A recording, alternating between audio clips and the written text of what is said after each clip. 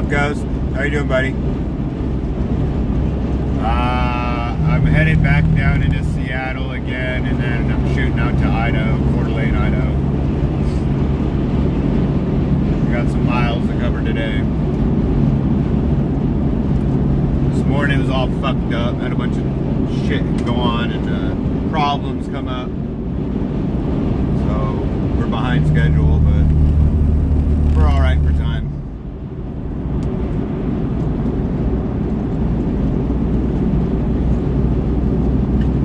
People not where they're supposed to be when they say they're going to be there.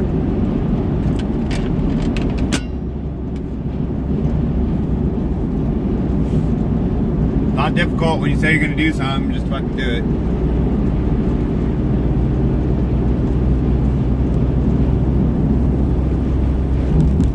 Supposed to be like done with all this shit like 8 o'clock this morning. We're on 10:30, so I'm quite a few hours behind now.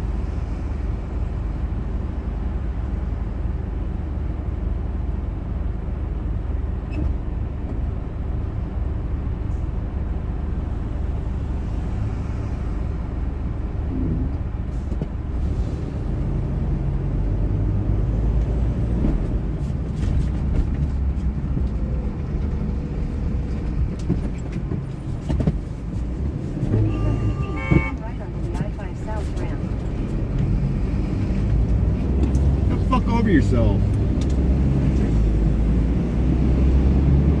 Fucking idiot. Turn right on I-5 South Ramp.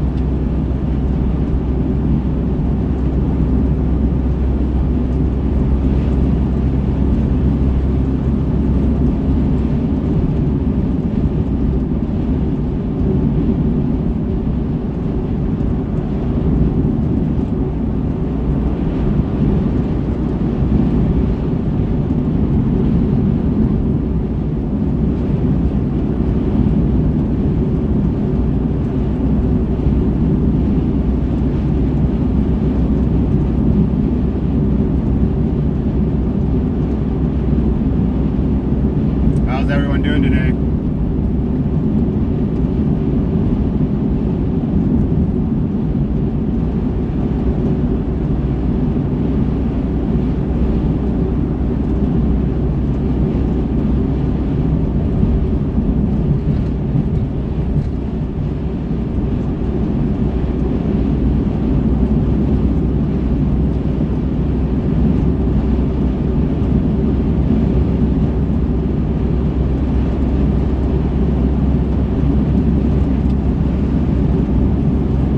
What's up, Katrina? How you doing today?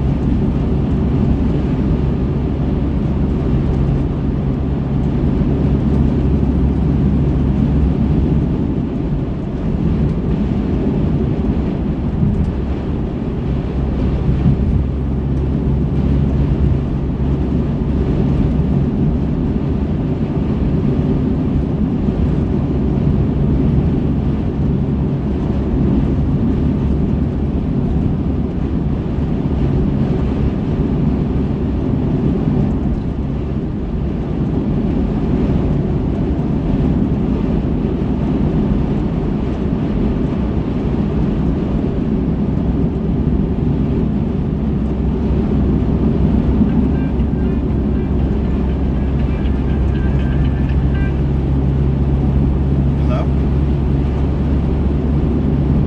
Hey, what's going on? Are you the one with the chest of yours? Okay, awesome. I'm actually heading your direction. Are you available?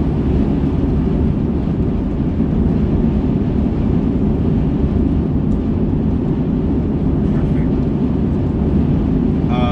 I'll be there like probably within an hour. I'm coming down to 5. I'm coming down to 5 right now. I apologize. It got all mixed up with the invoices yesterday, and I didn't see it. And I should have. I usually give everyone a 24-hour heads up.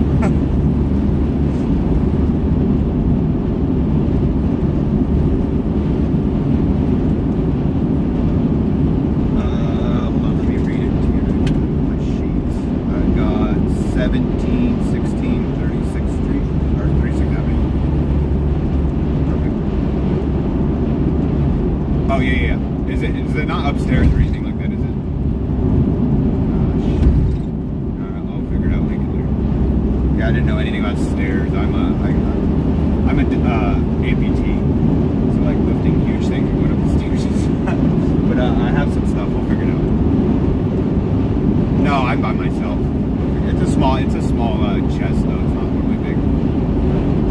I'll get there. I'll figure it out. For sure. I super appreciate it, man. Bye.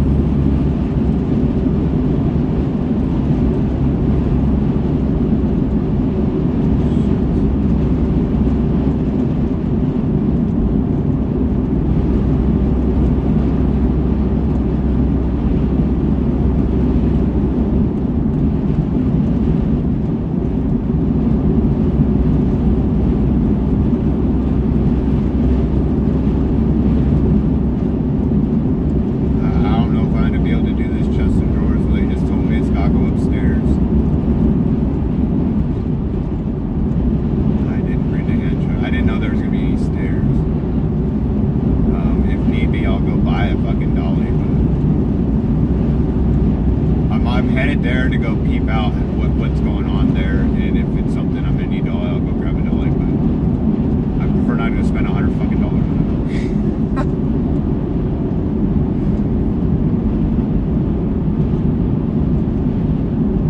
No, it's all good. The lady's she's super. The lady I talked to is actually the one, I guess, that sold it or whatever. So I hadn't talked to the people I'm delivering it to yet. So she said she reached out to them. They're good to go. I'm headed there now. Like, so I'll check it out. If it's not something I can do right now, I'll figure out how to get it done.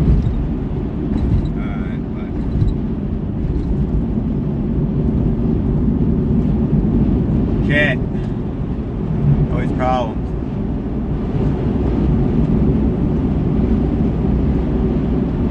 What's the emergency lane? Like the shoulder? No, you can't drive on the shoulder, but you got this diamond lane all the way to the left. That is a carpool lane. And I could be in that right now. I think up to like 10 o'clock. 7 to 10 or something is carpool hours, and then 3 to 6 or some shit.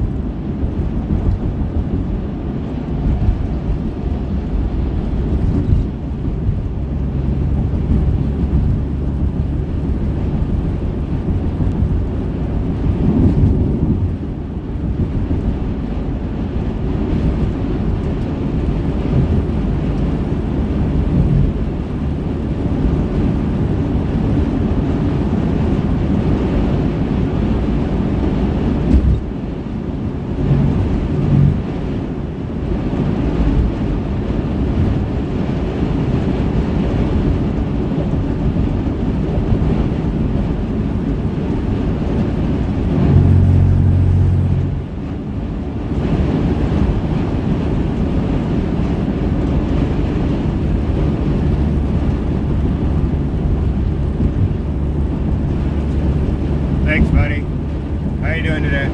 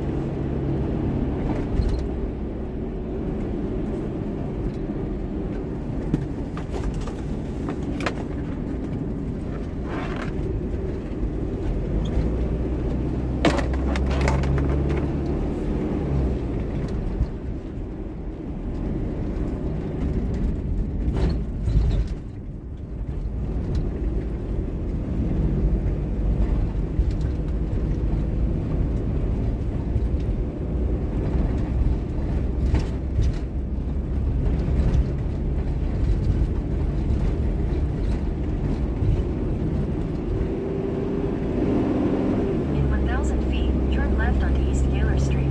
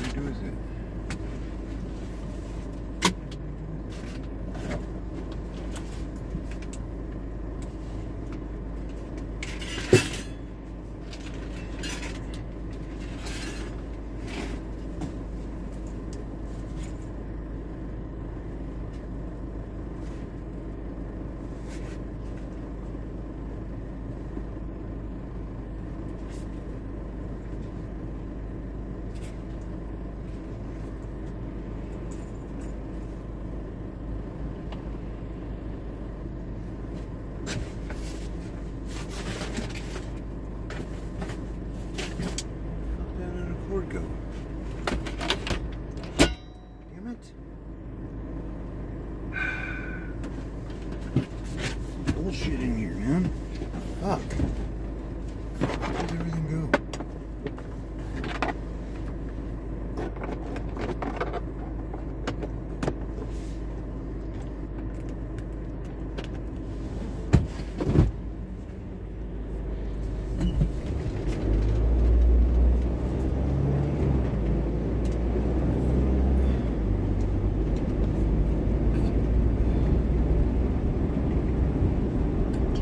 Left onto East Gaylor Street.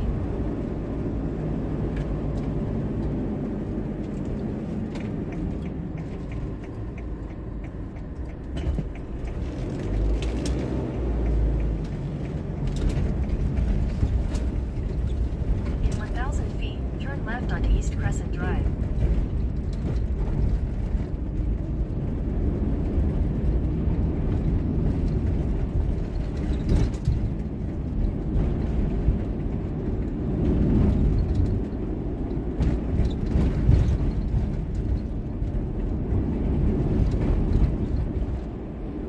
Take the second left onto East Crescent Drive.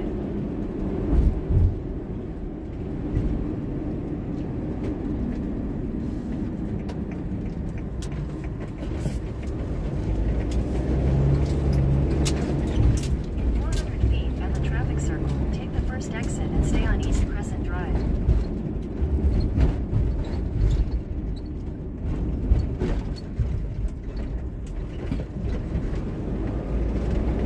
In 1,000 feet, turn left onto 24th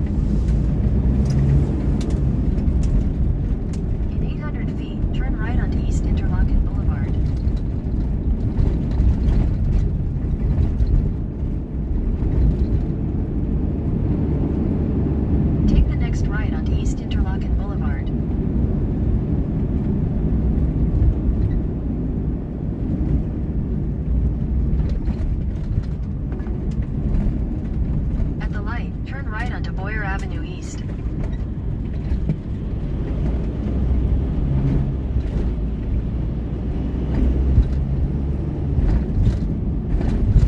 800 feet, turn right on East Newton Street.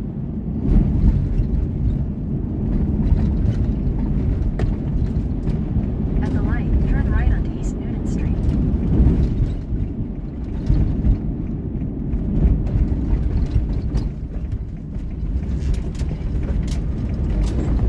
In 200 feet, at the traffic circle, take the first exit onto 25th Avenue East. In 1,000 feet, at the traffic circle, take the second exit onto Boyer Avenue East.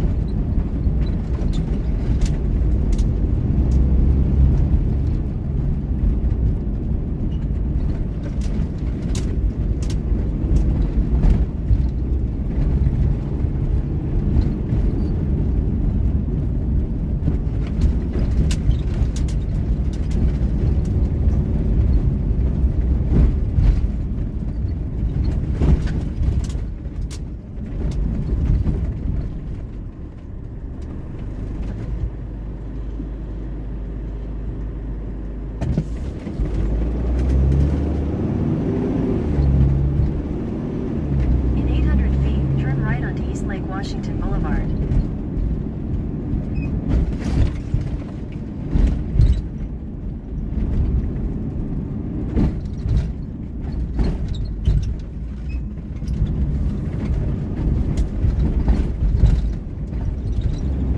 Turn right onto East Lake Washington Boulevard.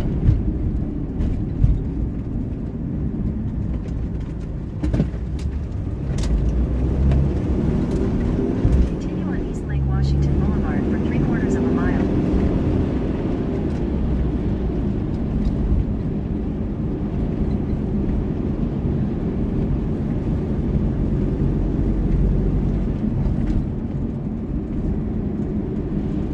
Hey, what's up, buddy? I had a bunch of issues this morning. I'm quite a few hours behind.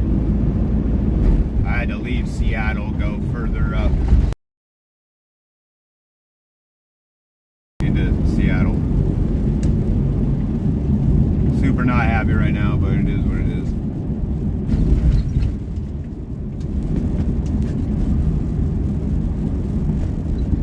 Great, my phone just fucking died. I lost my GPS. Oh, check out the little mini truck. Those things are freaking awesome. I want one of those hella bad. You get them 4-wheel drive, dump beds, all sorts of shit.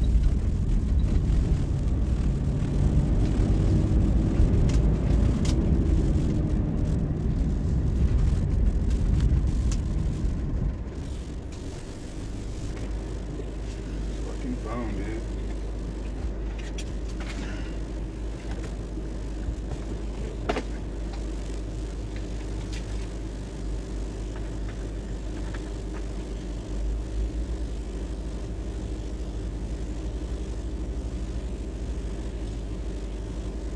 I should be up in Coeur d'Alene, Idaho tonight.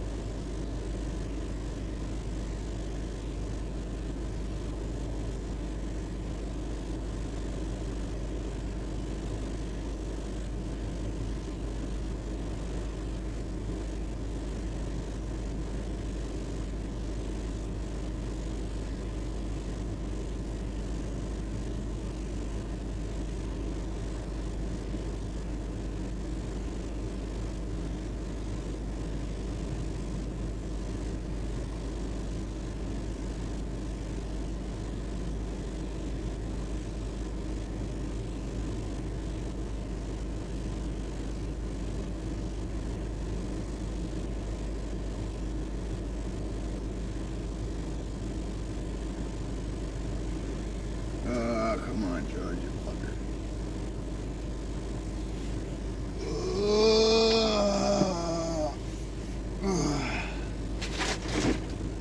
Oh, fucking tired.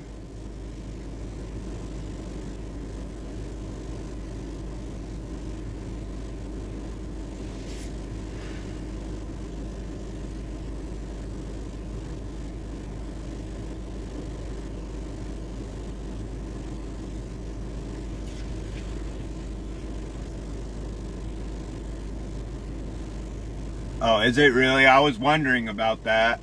Yeah, it's pretty nice up here today.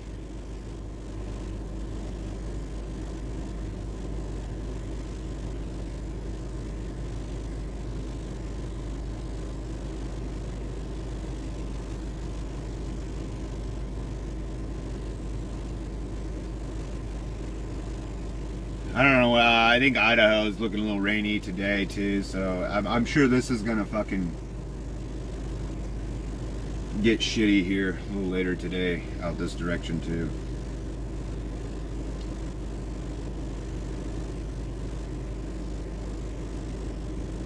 Yeah, it's supposed to start raining out here about 1 o'clock. I want to be the fuck out of here by 1 o'clock. Otherwise, I'm gonna get caught up in some nasty traffic.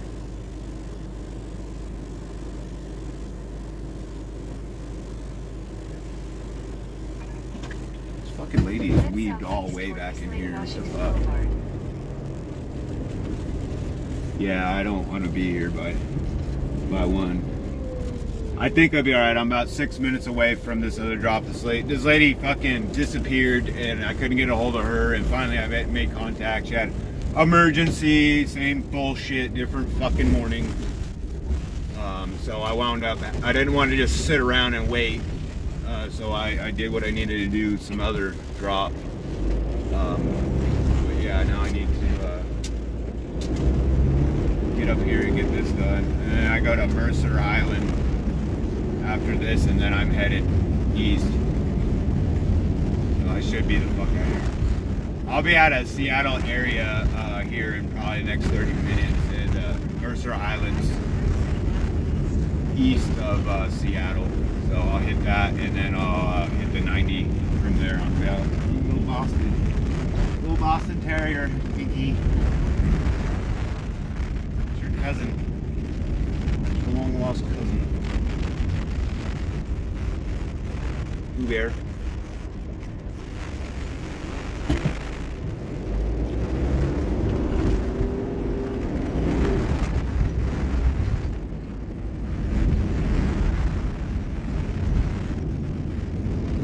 Turn right on 32nd Avenue East.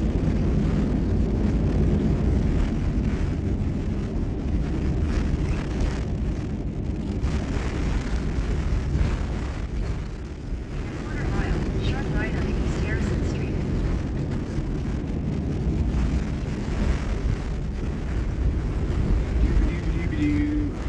Yeah, it's kind of a fucked off morning, but slowly but surely we're getting it. Damn, dude. 2025 and we still got fuckers wandering around delivering letters. Sharp right on East Harrison. Weird fucking streets over here, In a quarter man. mile, turn left on 32nd Avenue East.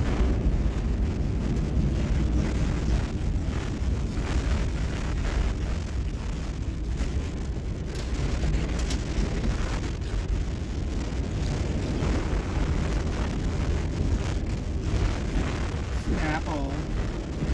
Snippy. Another one of those mini trucks. They're popular out here because they come in the port. That looks like an electric one. Fancy.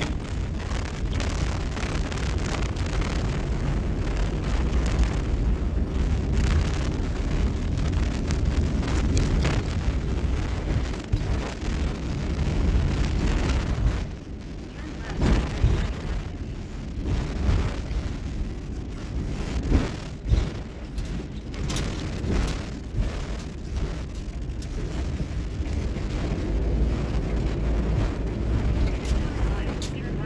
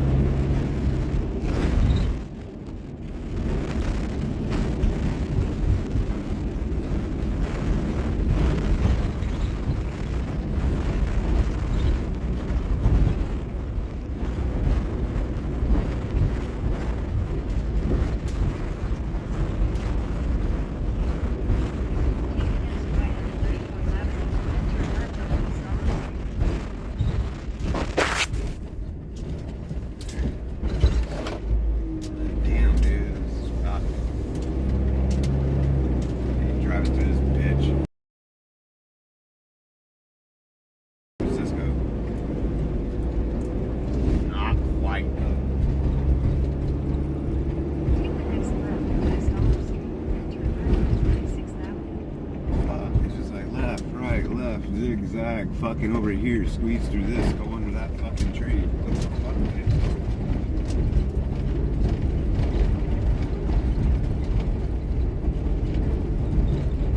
Then your destination will be on the right.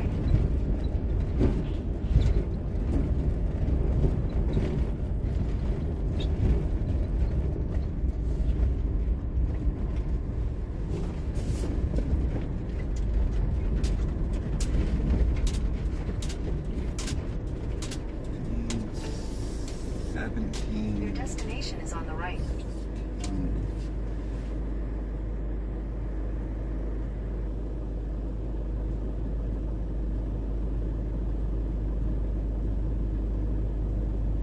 It's not this one. Look at that shit going on in front of it. Great.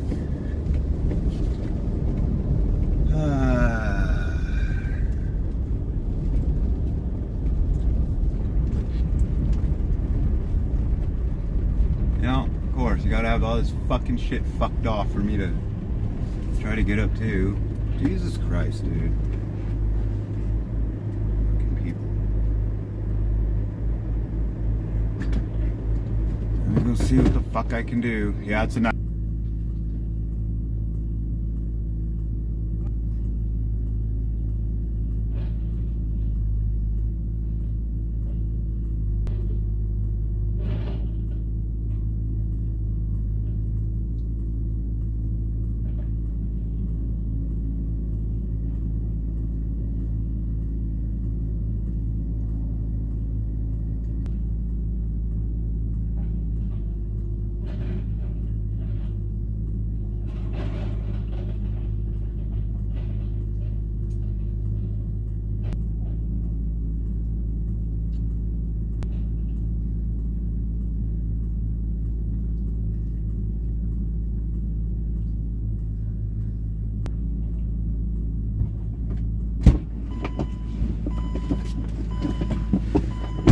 Knocked on the door several times and rang the doorbell several times and nothing.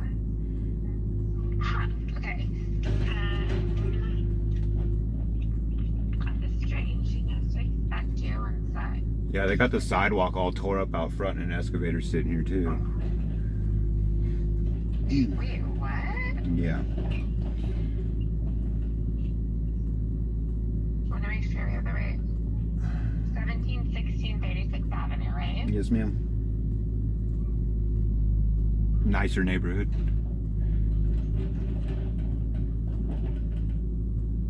Okay, let me call her and let her know you're there. For sure. I appreciate it, ma'am. Thank you. Yeah, no worries.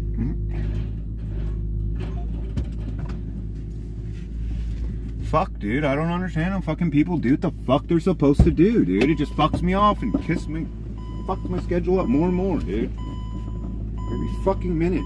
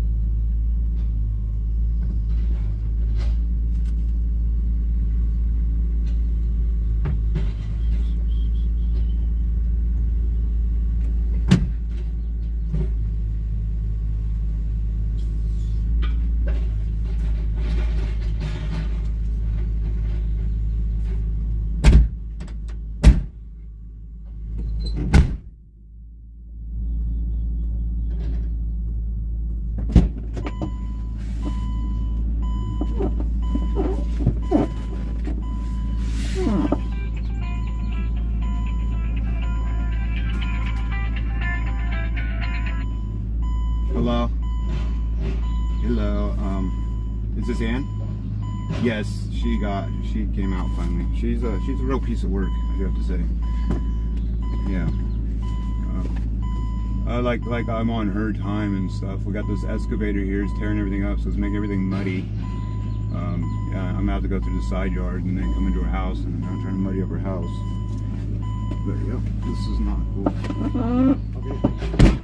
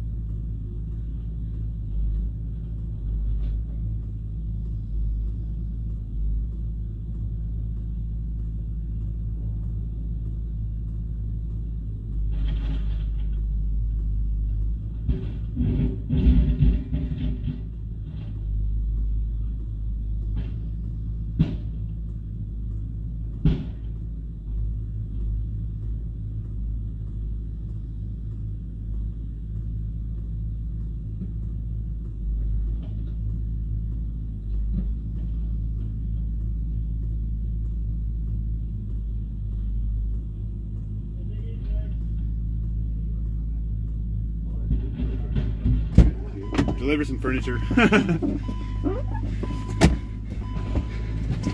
a good day, sir. What's up, Ghost Man? Slinging some fucking furniture. Some ungrateful people. Holy shit. Fucking 3 flights of stairs in that motherfucker. There was supposed to be no stairs. Fuck people, dude. That's fucked up. I didn't bring a dolly this fucking run because I didn't expect there to be stairs. Fucking all sweaty and fucking hot now. Fucking bullshit. Turn this fucking heater off. What are you doing, Hank? You're roasting it up in this motherfucker.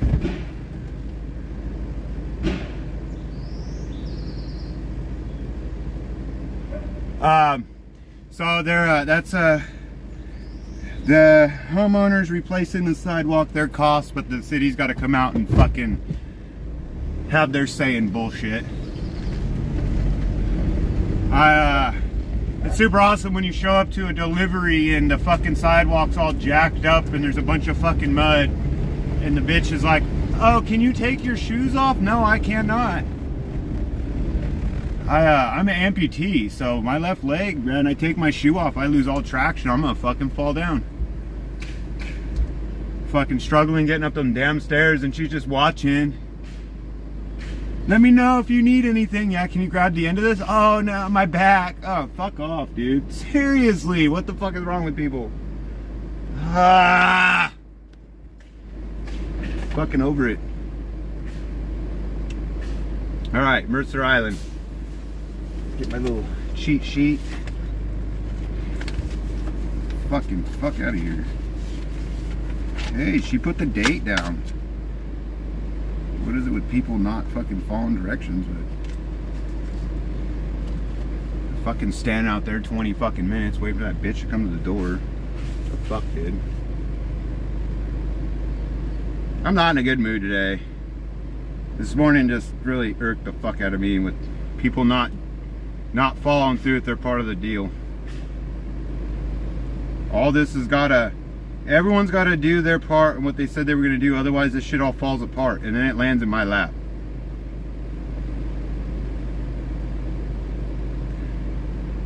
That lady's like, "Well, you could take it to the warehouse." Bitch, I'm here. I'm not taking it nowhere else. If I leave here, mind you, I'm disappearing into Alaska when I leave here, so I ain't gonna be back down here in the lower 48 for like 2 fucking months. So you fucking figure it out. You want your shit or not? It was a chest of drawers. It wasn't even anything all that fancy and nice. It was just a cheap piece of pine furniture. I don't know why the fuck I moved it. I do nice shit. I mean, it was nice, I guess. I don't know. I'm just in a mood right now. Don't mind me.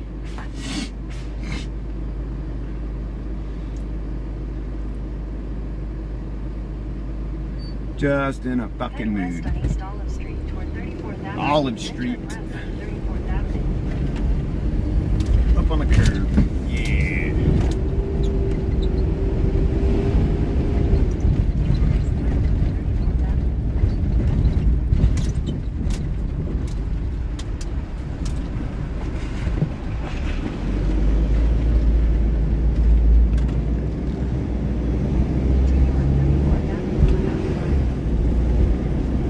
Oh man.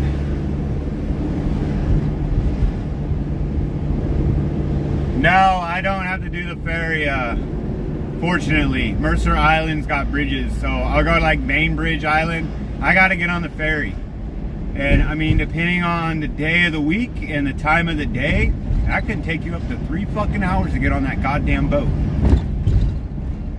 And they charge me like 40 something fucking dollars because the van is taller than a typical vehicle, which it don't fucking matter. They don't double stack on that boat anyhow. The sky's the limit. It's no different for the amount of cars. It's the same amount of cars, no matter how tall. But the high top is what fucks me every time. I hate the ferry. There's a couple places to go the ferry. One of them, I slung through with my dually in the 40-foot trailer, and I didn't realize it was taking me to the ferry. It just looked like a fucking bridge, and I got there, I was like, oh shit. Well, yeah, $86 to get my fucking shit on that ferry. And you don't have to go on the ferry, you go around, but the problem was I was on a very tight time crunch.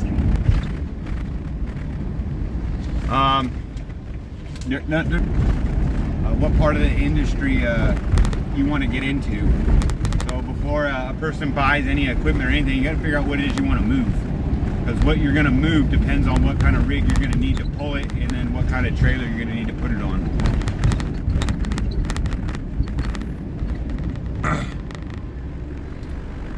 I think the furniture is more profitable, to be honest with you. And it's less hassle.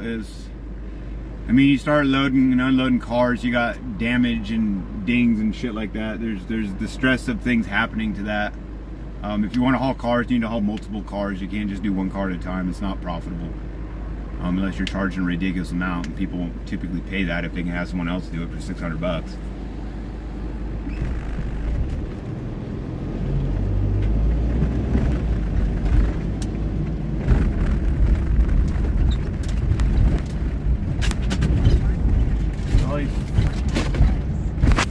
Fucking trailers just sitting here on the side of the road, dude.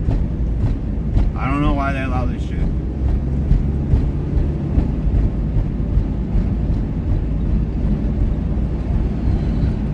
It's like a nicer neighborhood too. You just let that shit sit there like that.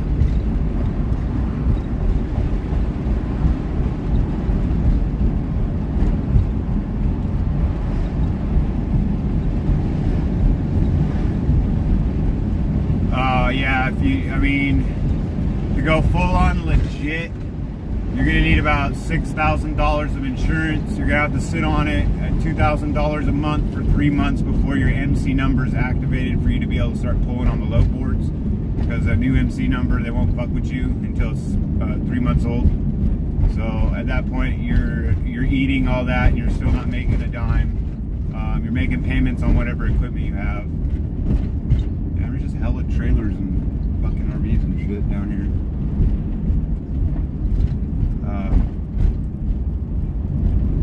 Yeah, you don't have to do your CDL if you do everything right. I haven't run a CDL in this shit in over 10 years. I let mine go purposely when I first started it because I didn't want to if I got pulled over and I have a CDL and they're saying, well, you shouldn't be doing this, you shouldn't be doing, I can't say I didn't know. If I had the Class A, it's hard to sit there and play stupid. You're supposed to know a lot of what's going on the road and the for hire shit and the commercial aspect of driving.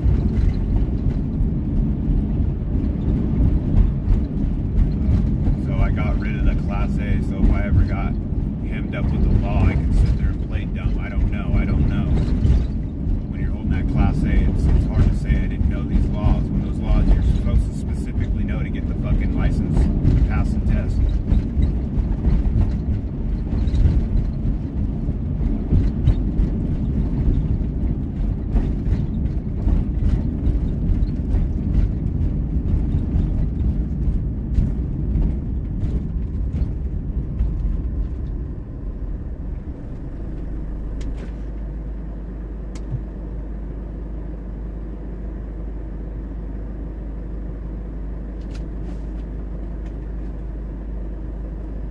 well. I'm in a Mercedes Sprinter.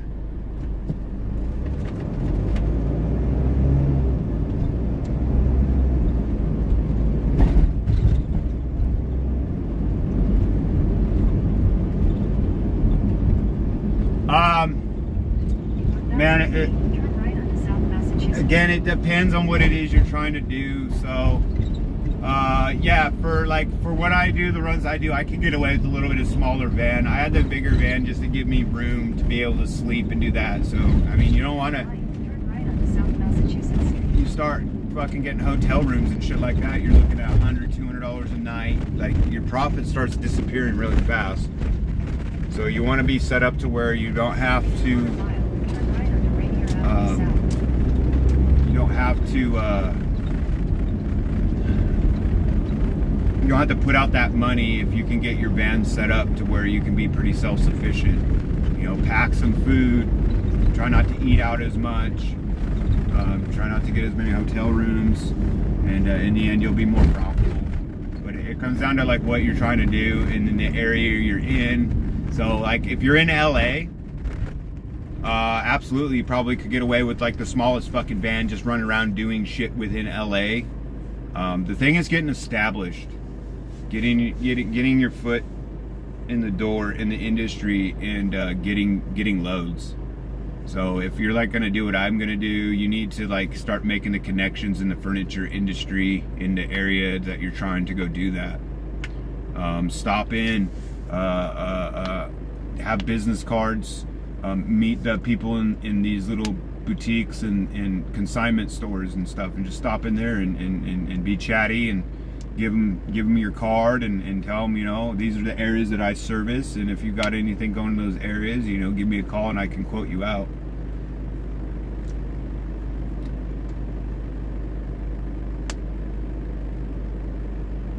Oh no shit. Hey, I might. So furniture fucking damage is always happening. I'm always looking for places and areas that I can take things to have it repaired, because every now and then you have something, you have an accident, something happens, and you got to get it taken care of. So yeah, I'd definitely like to connect with you. If you go. Rainier Avenue South. Then use the right lane to take the ramp to I-90 East. If you go on the information in my channel, that my email's in there. It's discoverfaroffplaces@gmail.com. You can shoot me a link, dude, and we can talk directly. Or shoot me an email, we can talk directly. But Portland,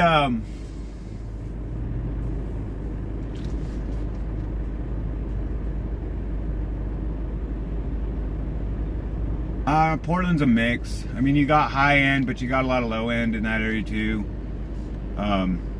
There's a lot of consignment stores out there though. And I might, if you're serious in getting into something like that, we might be able to work something to where you do a lot of, like, I find some shit and you round some shit up in the area and you take it and hold it, and then when I come up, I just I get whatever that you've got that's going. And I only do specific area. I do I gotta get on the fucking freeway. Yeah. Use the right lane to take the ramp to I-90 East. California, so I do Idaho, Washington, Oregon, California, Arizona, New Mexico, and Texas. Every once in a while I'll jog across, like diagonal from like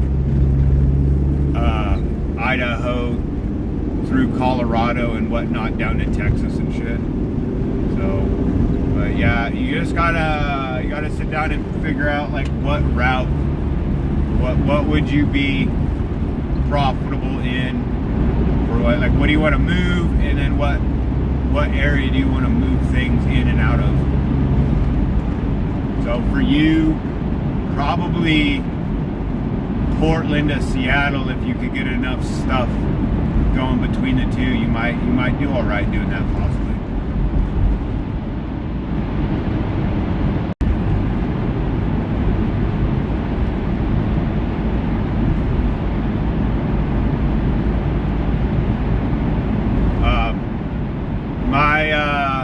My to you, and I fucking hate it. And I really wish the fucking site would just disappear in the fucking dark.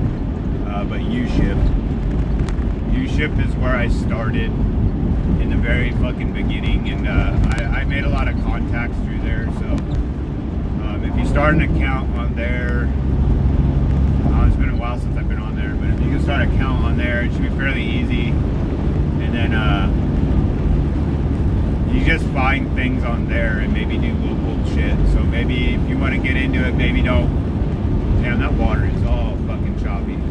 Maybe don't quit your day job and, you know, do this on the side on the weekends or in the evening or whatever. You know, make a run or two once a week or every couple of weeks or whatever. And then once things kind of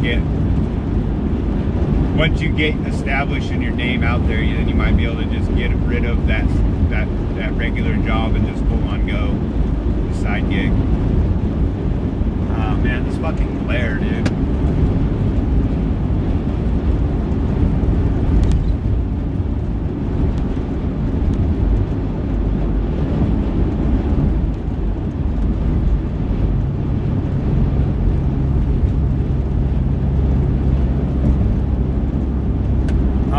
So I don't charge by the load, I charge by the piece. And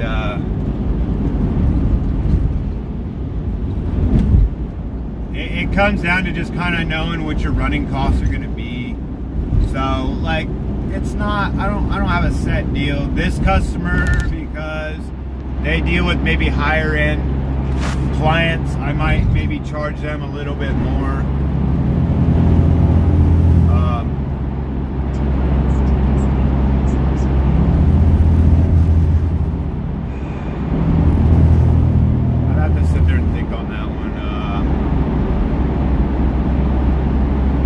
I mean, I would say moving a small dresser or like a fucking dining coffee table. Let's say a coffee table from Portland to Seattle. Myself for that, I'd probably charge like around $100, $150-ish, somewhere's in there. Obviously, just one fucking table going to Portland or going to Seattle from Portland, whatever. One table, that's not cost effective. Sure, that might cover your fuel, but you got other costs. You know, your insurance, your wear and tear, your tires, maintenance, shit like that. So you definitely don't want to be running at a minimum, because then when you get those costs that come up, you didn't make enough money. So when you got to put a set of tires on your shit, you don't have, you know, $1,000 sitting off to the side to where, yeah, I can just put those tires on. Like, you need to make sure you have that money on the side to be dealing with those types of things. If you got a good, if I got a good run going, I can give better deals. Now, do I typically? Not really. But if it's a good customer and she's saying, well, the client's not really wanting to move forward on this because the shipping's a little more than what they expected, then if it's someone I do a lot of business with, then typically then I'll work with them and see what we can do to make that happen. I try to work with people.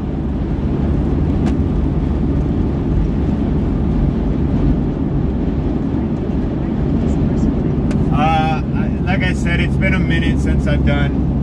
I fucking fucked up. I missed my turn. God dang it.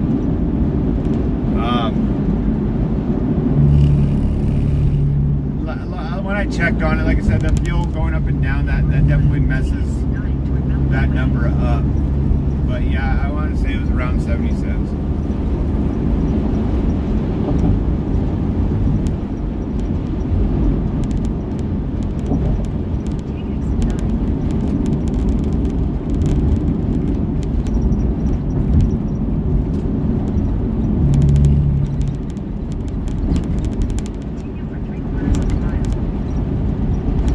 Actually, I've adjusted some things so that cost may have come down a bit. Like I said, I have to rerun everything. I've been doing it long enough now. You just kind of got an idea of like what you need to be making. So typically, like Let's say I start in California and I run up to Seattle and I drop a bunch of shit off along the way.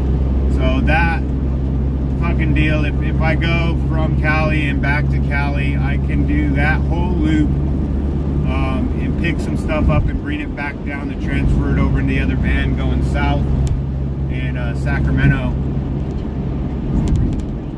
Damn it. This fucking thing.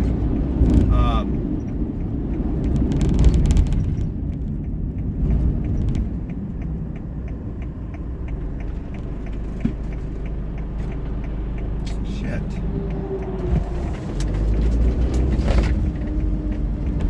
Fuck, man.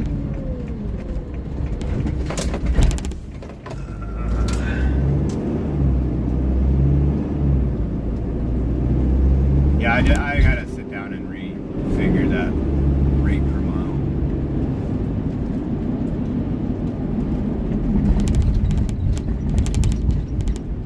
Use the right 2 lanes to turn right onto the I-90 West Rim, then use the right 2 lanes to turn slightly right onto the I-90 West Rim.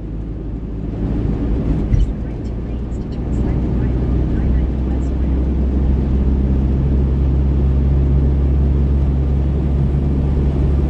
Alright, I'm like paying attention to my map. I keep fucking missing my turns now. Not multitasking very well today.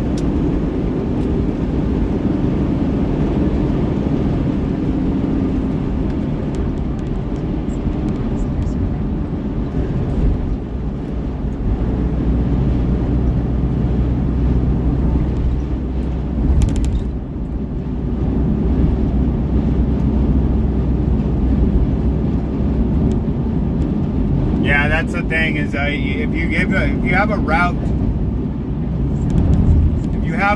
and you stick to that route and you don't go fucking venturing off all over the goddamn United States like I used to do, you'll know where you're gonna be. When I was wandering all the lower 48, I couldn't really give you a week from today where I would be necessarily. So now I have the ability to know. So I pretty much do this run twice a month. So I know if like something doesn't happen this run, I know roughly when I'm going to be back through again. Unless you're being a pain in the ass, and then I just make it known that I don't know when I'm going to be back, and it could be months. So I hate when people play fucking games and fuck me off. But in the end, like, I got your shit, you want your shit, I don't care. Either way, I sleep the same, you know.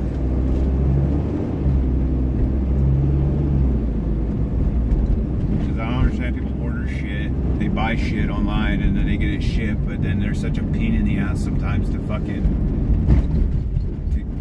to get a hold of, to be able to drop the shit. I mean, I get people put wrong fucking numbers, they'll jot down old addresses and just dumb shit. I've got a dry run charge of $150 I think we're up to now.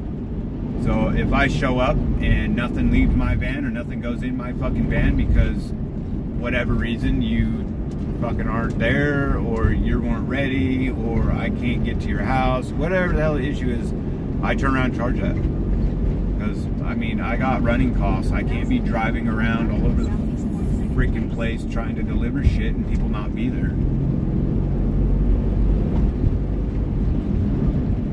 Wow, lady.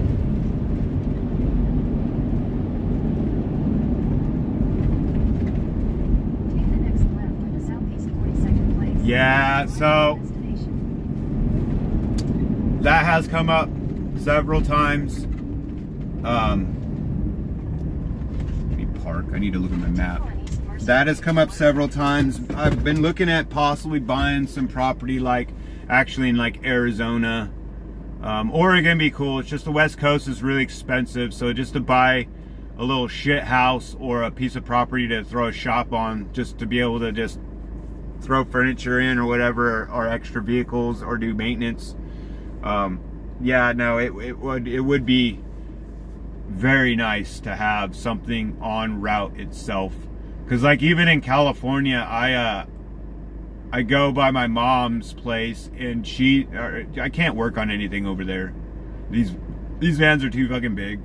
So I'll generally go over to my homies' houses or whatever when I'm down in California. I have places in different areas I can work on shit, but for the most part, it would be nice to have something you could just regularly run through and keep track of all your crap.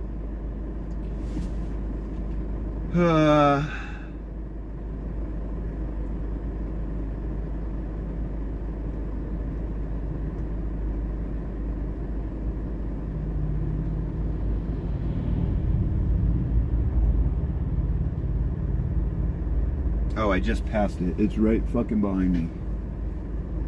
Alright. Yeah, really the ticket is, so some of the, you don't want to hold on to shit too long, and you really, honestly, you don't want to hold on to shit at all, because the longer you have it, the higher the chance of something happening to it. Every time you unload it, every time you move it, there's that chance of something happening, damage being caused. So you want to keep that to a minimum, but if you can lump shit together, so if you can string people along and gather more crap, you can make it a really profitable run. Back to what I was saying, so let's say I go from Sac to Seattle and back. Let's say I've got 7 or 8 stops scattered in Oregon, in Washington or whatever. Typically my running fuel cost is around 300, maybe a little over 300 to do that loop. That loop I can make anywhere from 1,800 to I've made like 4,800 doing that same loop. So, and that's a fucking 3-day turnover. So it's the first day is nothing but driving all through the night. Generally I'll start in Seattle. So I'll get up Seattle early. Usually the gentleman I deal with likes meeting early, so that works out for me. So I'll get up there, I'll drive all night. I'll leave like 6 o'clock the night before. I'll drive all night and get into Portland or Seattle around 7-ish. I'll run all Seattle that morning, do whatever I got to do, and then start working my way south. Usually Portland will be my next stop. Usually I can do all of that same day, and be headed back down the second day, if not finish up Oregon the following day and be back down in Sac that night. So you can be very profitable if you put forth the effort. And can actually run. If you're not running a logbook, you can lay down them serious miles and you can move a lot of shit in a short amount of time. That's what I'm very good at, is getting things from point A to point B in a ridiculous short amount of time.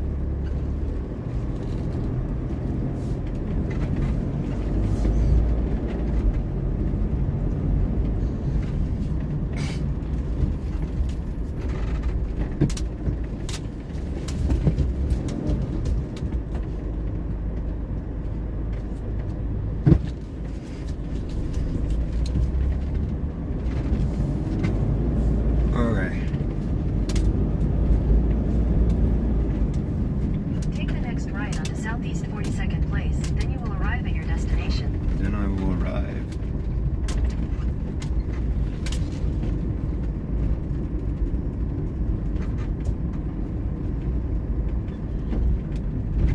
I am looking for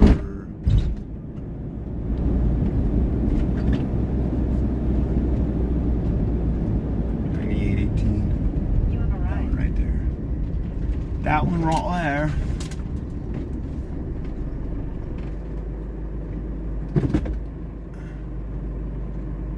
All right.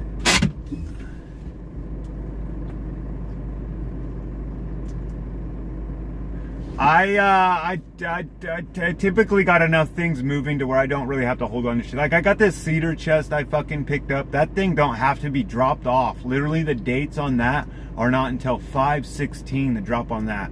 So that one's going down to Texas. It won't go this run because that truck is leaving actually today. It left this morning, so I'm not gonna make that run. So it'll go on the next one. So in like 2.5 weeks, it'll be down in Texas. So I don't like holding on to shit. I don't like shuffling shit. I don't like storing shit. But there are some times we do hold on, and there are times it's just there's not enough going north.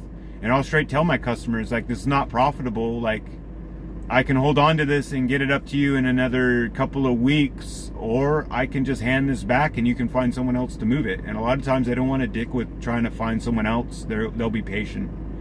You just kind of feel it out. But what you're doing is the way to go about doing it. Ask a lot of questions. Finding people who are in that industry. Don't just talk to one. Talk to many people that are doing it, so you can find out different tips and tricks, because what didn't work for me might have worked really well for somebody else because of how they executed that particular plan. So over time, I've had to critique and change what it is I do. I've pivoted probably 2 or 3 times in the transport industry as far as what it is I move and the customers that I go after. So you just have to, like I said, man, you just got to figure out what it is you want to move, what it is what you want to haul, and at that point, then find the people that are doing those types of things, and pick the shit out of their brains. I'm a good one. I've done a lot of different shit in the industry, so I definitely can help you out where you need here and there. And I know some other people too who do some shit. So I got a buddy, Nick. He does a lot of the same kind of. He does a little bit. He does furniture too, but he'll do like boats and shit. Like that boat that's sitting in front of me, he'll hook up to that trailer and he'll pull that shit across the country. He moves shit from Washington down to Florida all the time. I got a dude on here, Paddle Buddy. He's out of Jersey. He builds kayaks and canoes and shit like that. So he had some stuff needed to move. It's how funny. He just randomly stumbled upon my channel.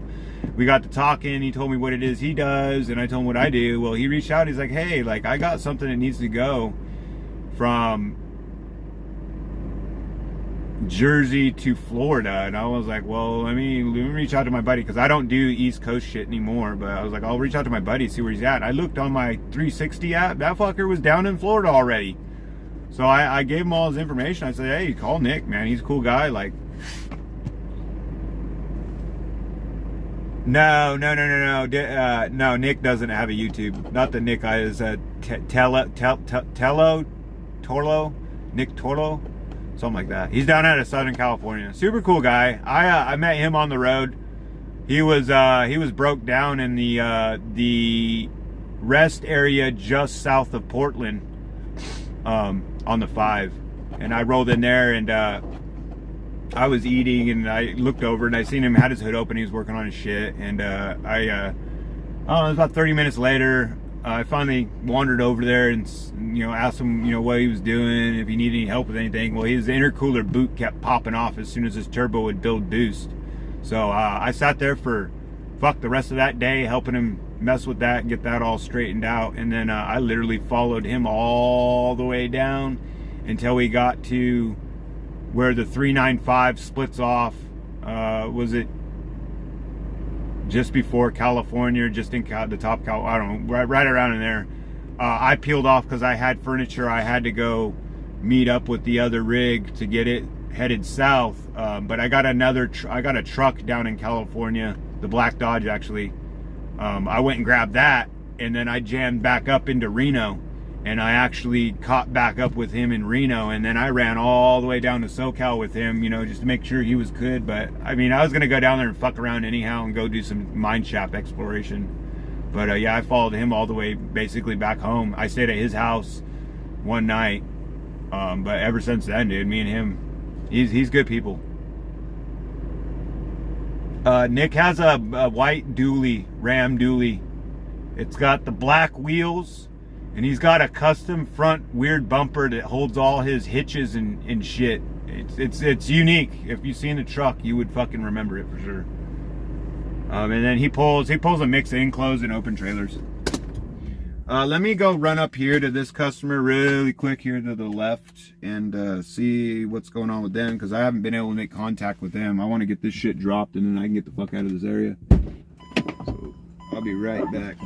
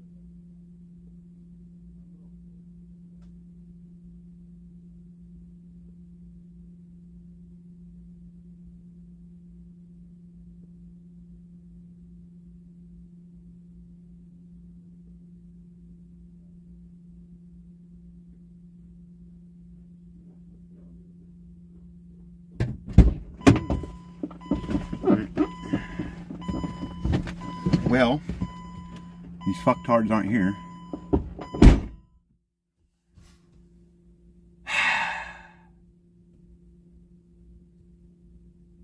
It must be nice to have so much money and no fucking brains. Let's see. I'm not staying here because guess what? The shit's staying on the fucking van and that motherfucker going north with me. Ha ha! That little walnut chest of drawers going for a fucking drive now. Let's go see some of the country. I ain't got time for this game shit. I called this fucking lady like almost 2 hours ago and left a fucking message and didn't hear shit back.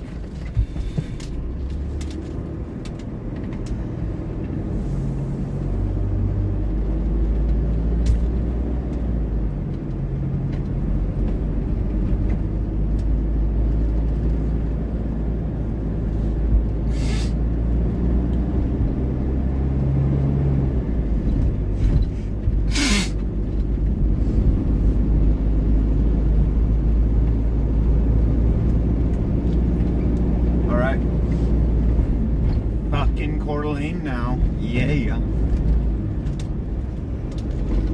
Oh my gosh. Yeah.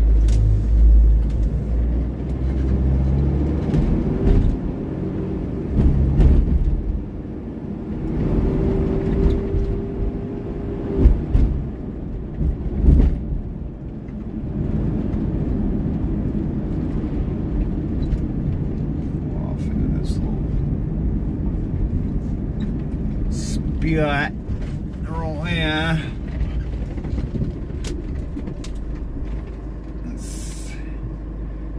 You gotta text Mark back. Mark. What's Mark doing?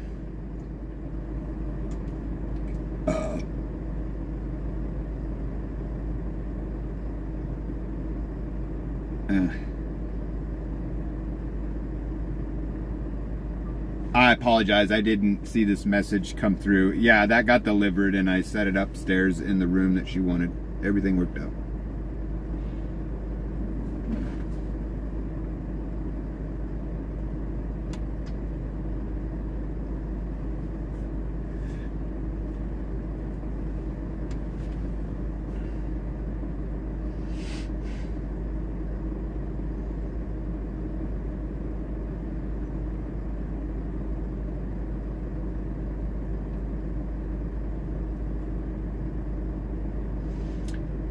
I'm actually in Seattle right now trying to wrap up this fucking run, and I'm headed to Idaho. I should be in Idaho tonight.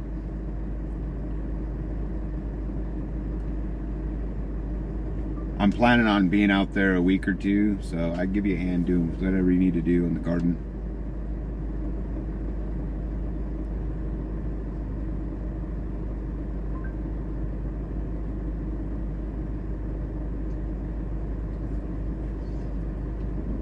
Certainly did. I need to get out there. I need to get...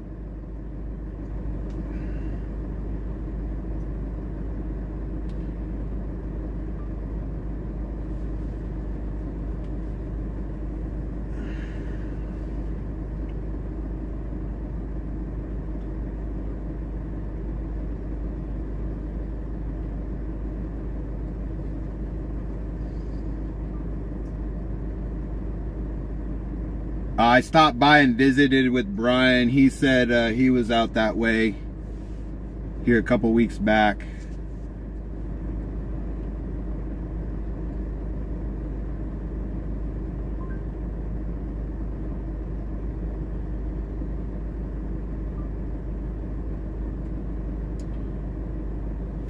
I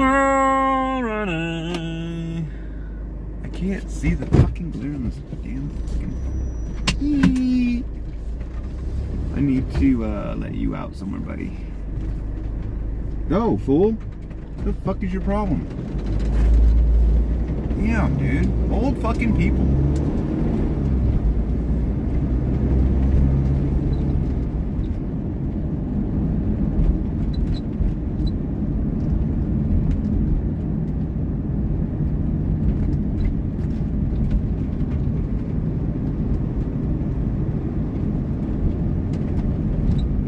The dually's sitting in Idaho in the shop. Yeah, all of my vehicles are registered out of Alaska. The registration there is stupid cheap. So, like the dually, when I bought that, I had it shipped to California, and that was so stupid on my end because I paid like $10,000 more in just taxes doing that instead of having it. Fuck, I had it shipped to Texas. I could have had it shipped anywhere. That was dumb on my part. But yeah, the registration was fucking $1,300 in California. When I took that shit to Alaska, it dropped down to $132. And then after 7 years in Alaska, your vehicle's 7 years of age, you have to go physically into the DMV. But you can get what's called a Z tag. The Z tag is a permanent registration tag. So for $156 fucking dollars, once my truck was 7 years old, I paid them the $156. They gave me a laminated registration card to put in my shit and said, "Have a good life." I never have to pay another dime for registration on the dually. And I can do it to as many vehicles as I want, which is freaking awesome.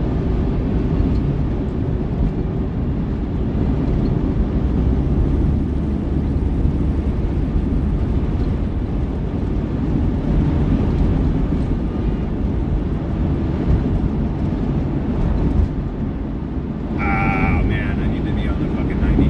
Dang it. Fuck that up.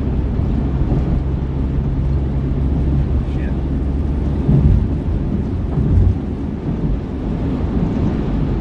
Ah. Dude, I'm having a hell of a problem.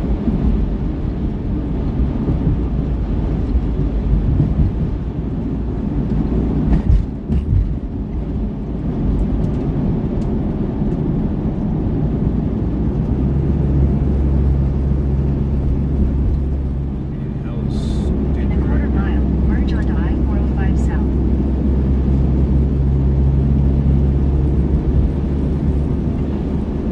This route avoids road closures on Pleasant Road. damn, this fucking glare is making it impossible for me to read the fucking screen of that phone. Merge onto I-405 South, then use the Give me a second second. lane to take exit 10. Oh, this worked out well on The the second from the right lane to cloudy, take exit rainy 10. day.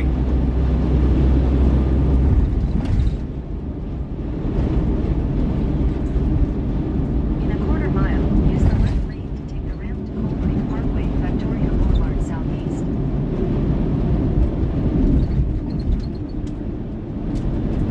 Use the left lane to take the ramp to Coal Creek Parkway, then use the left lane to turn left onto Coal Creek Parkway Southeast.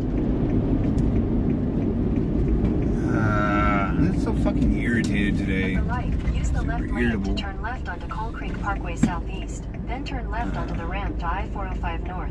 So I don't know if you heard me. All my vehicles are out of Alaska.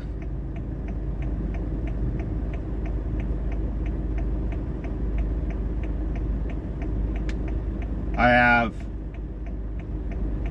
2 sitting in Idaho, 3 sitting in California, and 3 sitting in Alaska, 1 in Texas. I got too many fucking vehicles, man.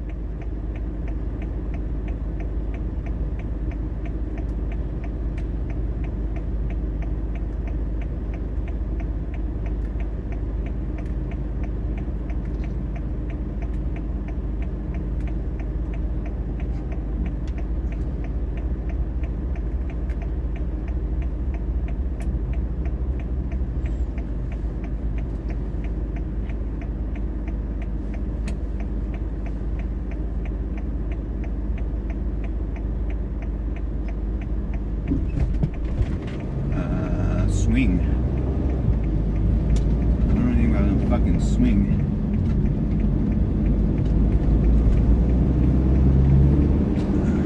Turn left onto the ramp to I-405 North.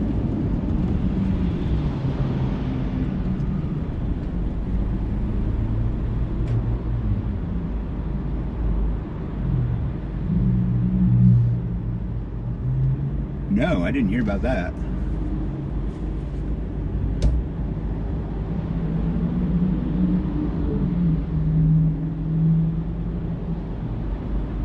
I vaguely remember him saying something about ice fishing, though.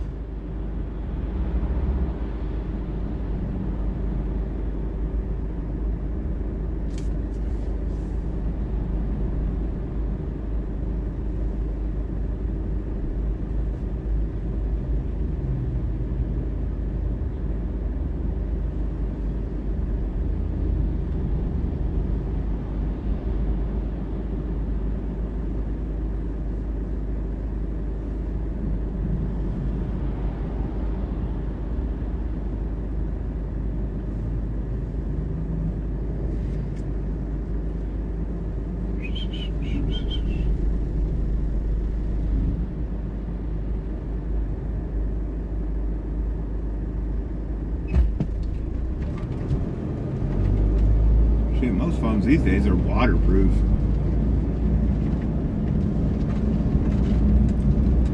Continue on I-405 North for half a mile. Anytime you get your phone wet, don't power it on. if you can take the battery out, do so, and then put it in a bag of rice. I've had a lot of good luck with that. In a quarter mile, use the right lane to take exit 11 for I-90 East towards Spokane.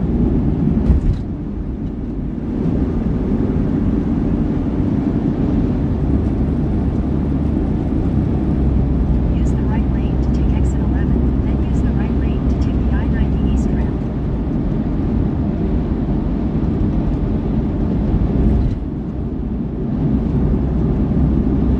Use the right lane to take the I-90 East ramp.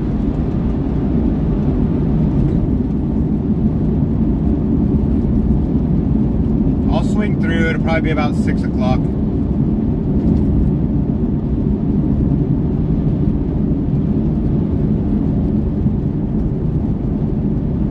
I'll swing through tonight if you're around. It'll probably be around 6 o'clock.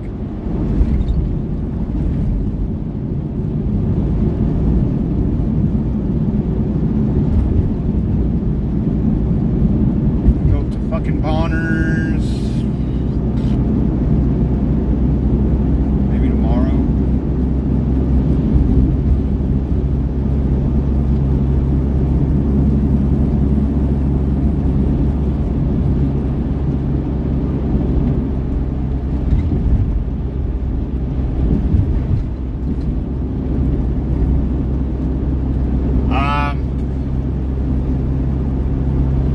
Not all of them are currently insured. Like the truck sitting in the shop. Actually, no, that don't have insurance on it right now. Yeah, some of them don't have insurance, but I don't switch it around. I just put it on the vehicle or take it off the vehicle. But yeah, I'm probably paying a lot more for insurance than really is needed. I got a fucking rig sitting at the Spokane airport. That shit's been there for like 8 months. That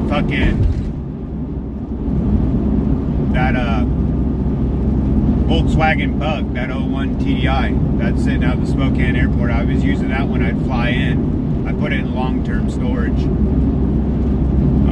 And then just use that when I fly in to go, have a vehicle and shit straight from the airport versus trying to Uber or rent a car or have someone come pick me up.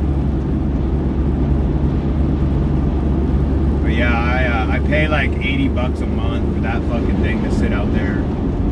I need to, maybe while I'm out here this time, I might fucking take that up north to the shop too, because it don't need to be sitting there. I'm not flying in and out of Spokane like I used to.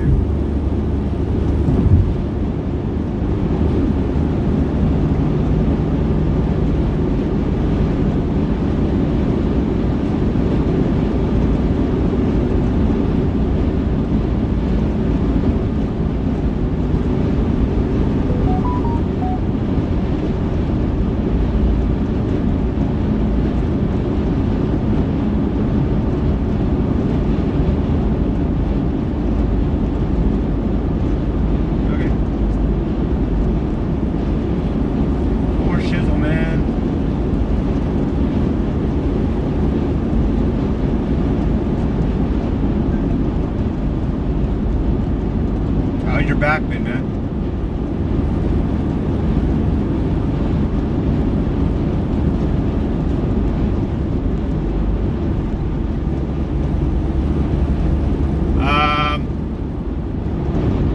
I took on fuel of 7 Feathers, and that got me all the way up to Skagit, and I just took on fuel this morning. I got about 480 miles on the last tank, so not quite as good as I could, because I was running like 80 and 80 fucking 5 a lot last night. I was pretty over it. I wanted to get the fuck off the road. People are being stupid. In my dually though, you'll never see me get fuel. I can pack a ridiculous amount of fuel onto that truck. If I put all my tanks, I can pack about 550 gallons of fuel on the Dodge.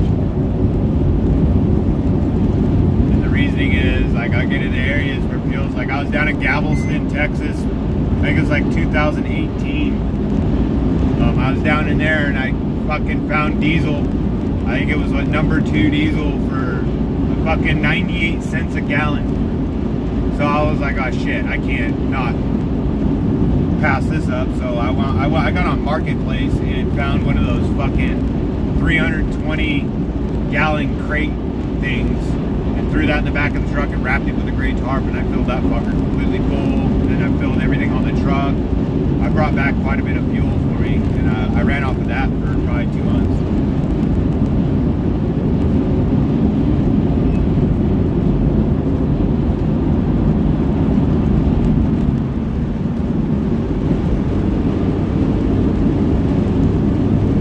Here comes the rain.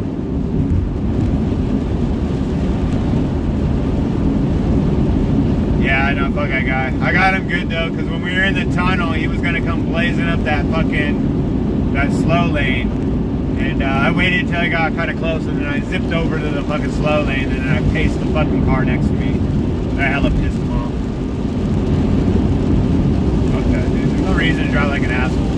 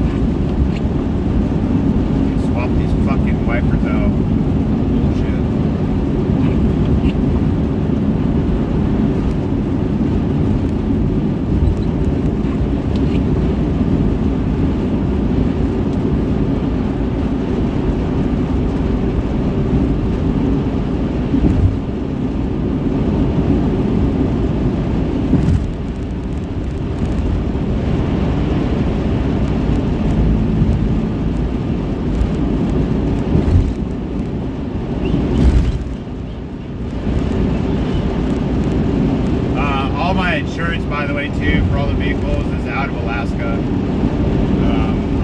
Alaska requires, I guess, don't quote me on that, but I think you had to have the insurance out of the state of Alaska for your registration purposes or whatever.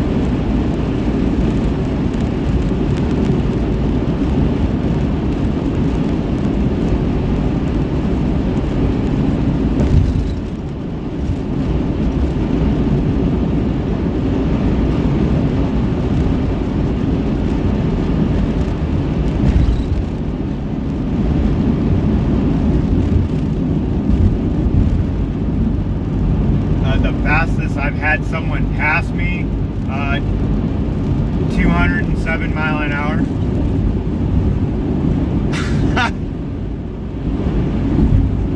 That was years ago. My buddy was topping out his Busa. He did a flyby. I was doing like 80. I don't know, probably like around 100 mile an hour. It's pretty typical. Out on I-5, you know, real late or some fucking shit, early hour or wee hours in the morning, and you'll get a fucktard that's just got a wild hair of his ass to go run pretty fucking fast down the highway.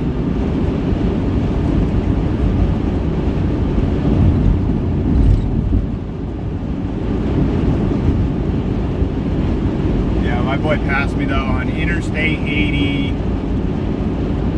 up around Applegate. We were coming back from street vibrations in Reno.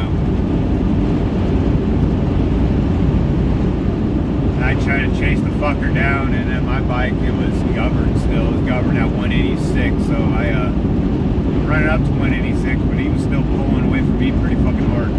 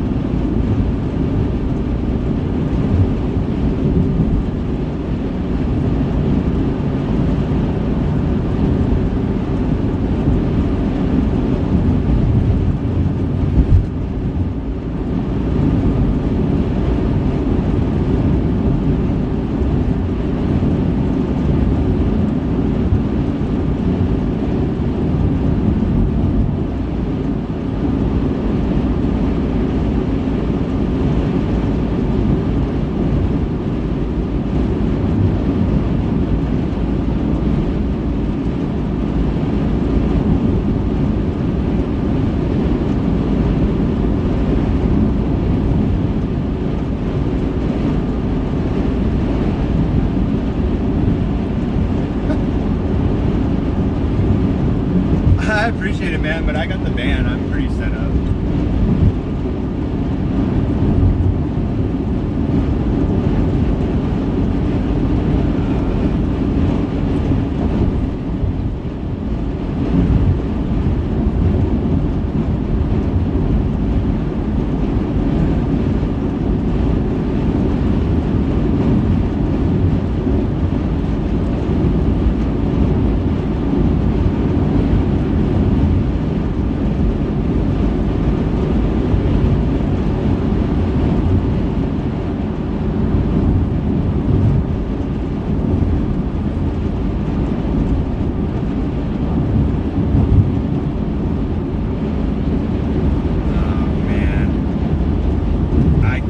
Remember his freaking name, but your buddy from SoCal, how's he doing?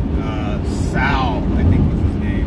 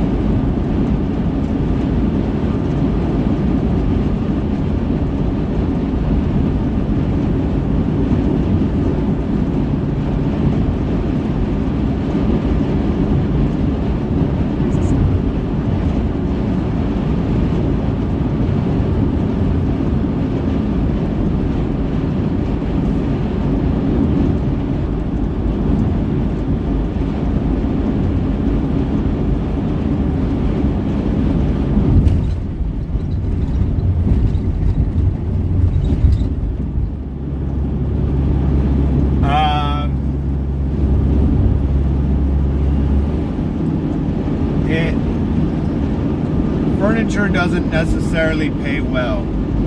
It's the people I fuck around with. So you've seen the neighborhoods I'm driving into and shit like that. It's really high-end clients. Like a lot of these houses, these people don't even live at these houses full time. So I'll get like codes or access into a lot of these homes if they're not home to be able to just drop off whatever it is they need to drop off. Because it's like their summer home or their winter home or their vacation home, whatever the fuck home it is. So yeah, that's why I make the money that I make, is because of the type of people that are buying.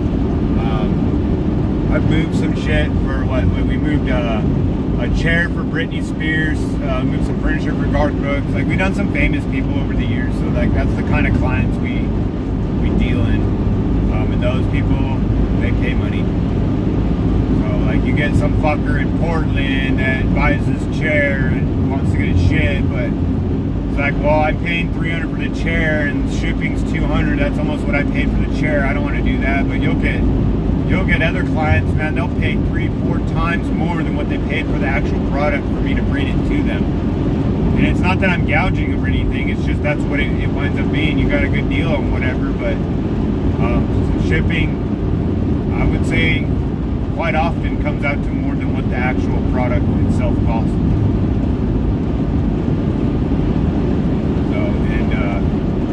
Really, you can set. I would gauge what everyone else is kind of charging to be doing things, but you can set your own price. To be competitive, though, you need to be around what other people are quoting it at. Otherwise, you're just going to get nobody calling you back.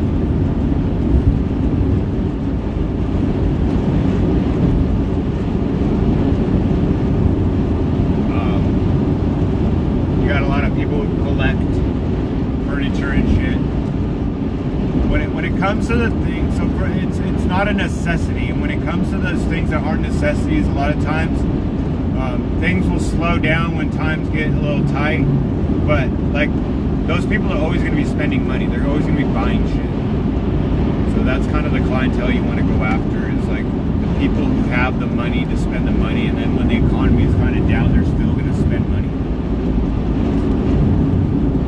But you get the individual, who lives in the greatest neighborhood, or maybe not the best city. He's not going to be, when times get hard, that person's going to stop buying things. So you don't want to get your clientele basically all lumped up with people who aren't going to have money to sustain when things get a little tight. And I'm not saying just move shit when people have money, but I mean, really, when you're going to be in business, you want to be sustainable, and you want steady. That's some of the problem, especially in the beginning, the steady money. So I would make, I'd do a really, really good run, but then maybe I'd be idle for a month or something. When I was doing the contractual stuff for Modelo, Pacifico, and Corona, I made real good money with them. The 2 months, essentially a year. I mean, when you added up all the days, the different weekends, it'd be a weekend event here in Chicago, and then a weekend event in Vermont, or some weekend event in Texas somewhere. So, but when you added up all my days, and generally I was working for 2 months out of the year, and I made well over what an average person would make in a year just in those 2 months. So I would spend a lot of time going off, and we'd go travel. We'd go to Alaska, we'd go to Yosemite, we'd go, we'd just go off and go do shit. But if I had stayed steady making money when the money wasn't coming in, like, I'd have been so much further on top. So you gotta keep that money coming in. Sometimes it gets a little stints in between monies, so you want to make sure you have enough to keep you going until you get more money coming in.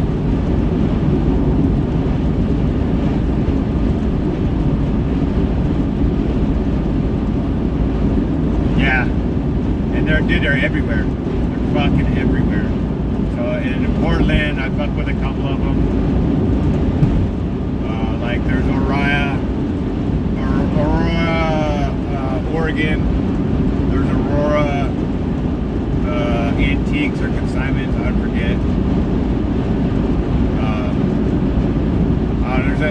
There's a bunch of them down there. Fuck with.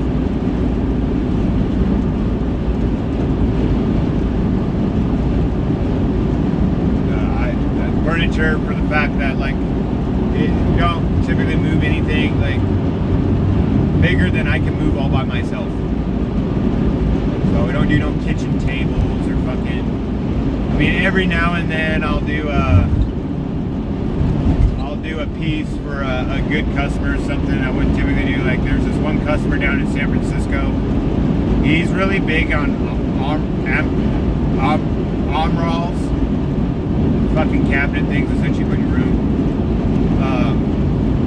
He's really big in those. He's got smaller stuff he deals in, but every now and then he'll hit me up because he knows the area I go, and he's like, hey, I got this one going here, is that something you think you could make happen? And I'll tell him, like, well, if I need help on the other end, we'll arrange for that or whatever. But a lot of those cabinets will break down really good too, so you can bring it in pieces. But yeah, if it's a really good customer, I'll bend a little bit to try to make them happy. But if you're a pain in the ass and it's just a shit show every time I fucking deal with you, for one, I'm probably not going to deal with you too many times. And two, I'll just fucking walk away. There's no amount of money that you can pay me to walk all over me or waste my fucking time or just to be a douchebag to me. Like, there's no amount of money. I have lines and I have my lines and I have the knowledge and have earned the respect. But if you're not knowledgeable in what it is, fucking flying by the seat of their pants and they don't know what the fuck's going on. They're so scatterbrained, and those are the ones I learned real quick. And then I don't want to continue doing business with those ones because it's fucking a pain in the ass. Like, I don't know who the fuck. I think these last two cabinets came out of the same shop. I've got one customer's not even returning fucking phone calls, and you know that bitch's phone's fucking ringing. For anyone to tell me they didn't fucking see it or they didn't fucking know, everyone's fucking phone's glued to their fucking face 24 hours a day. So I won't believe that shit for a minute anymore. The fact of the matter is you fucked it off and then you just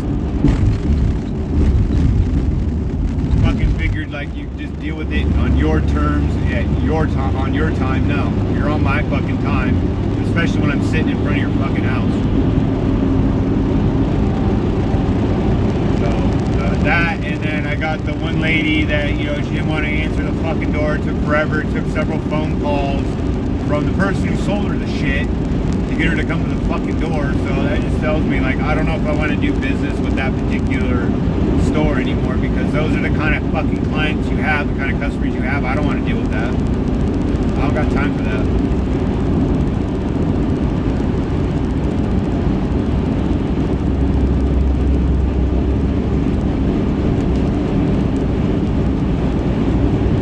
Time is money, and when I'm not moving, I'm generally eating money. So when I'm sitting in front of your fucking house, I can't be doing that. It fucked up my schedule for one, and it's just burning up my time.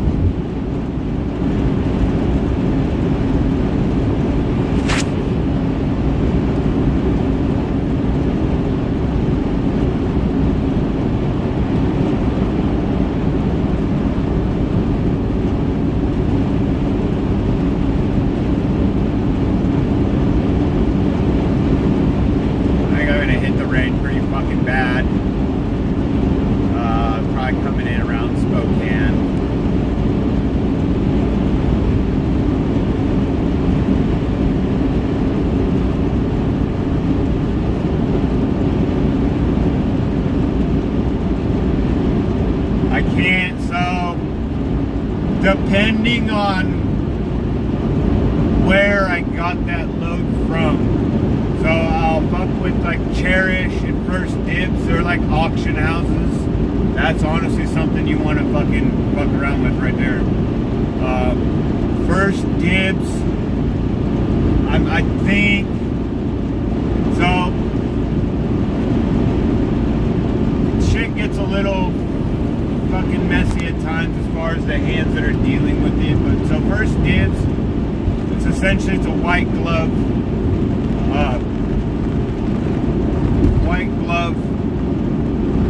delivery. So essentially, I bring it, I unbox it, I set it up, and I put it wherever it is you want it fucking put. So now, granted, I'm not taking on fucking bedroom sets and shit like that, so I'm not, you know, spending hours setting shit up. But like that chest of drawers I just dropped, that fucker had to go 3 flights of stairs, which I knew nothing about. I was not happy about that. I didn't know anything about the stairs. I didn't bring a dolly, and I don't bring a dolly unless I need it, because it just takes up space in my fucking shit. So I didn't know about that, so I had to check that out once I found out that there were stairs, and I was like, well, this seems to be new. God damn it.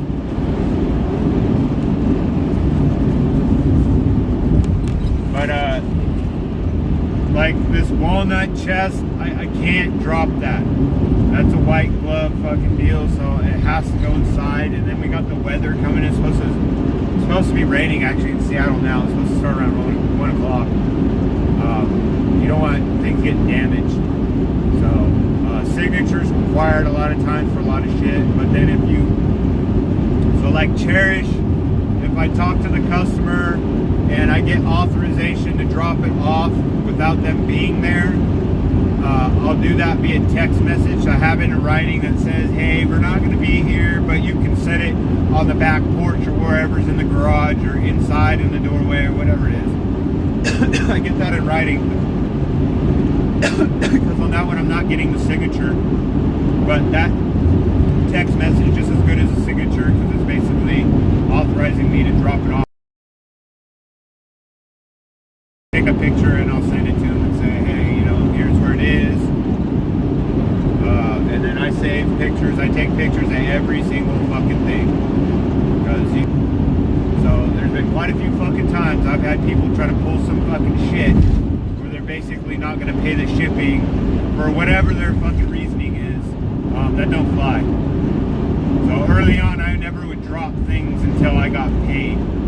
But once I got established and more comfortable with the industry, and then dealing with the people that I deal with now, I don't take payment until after now.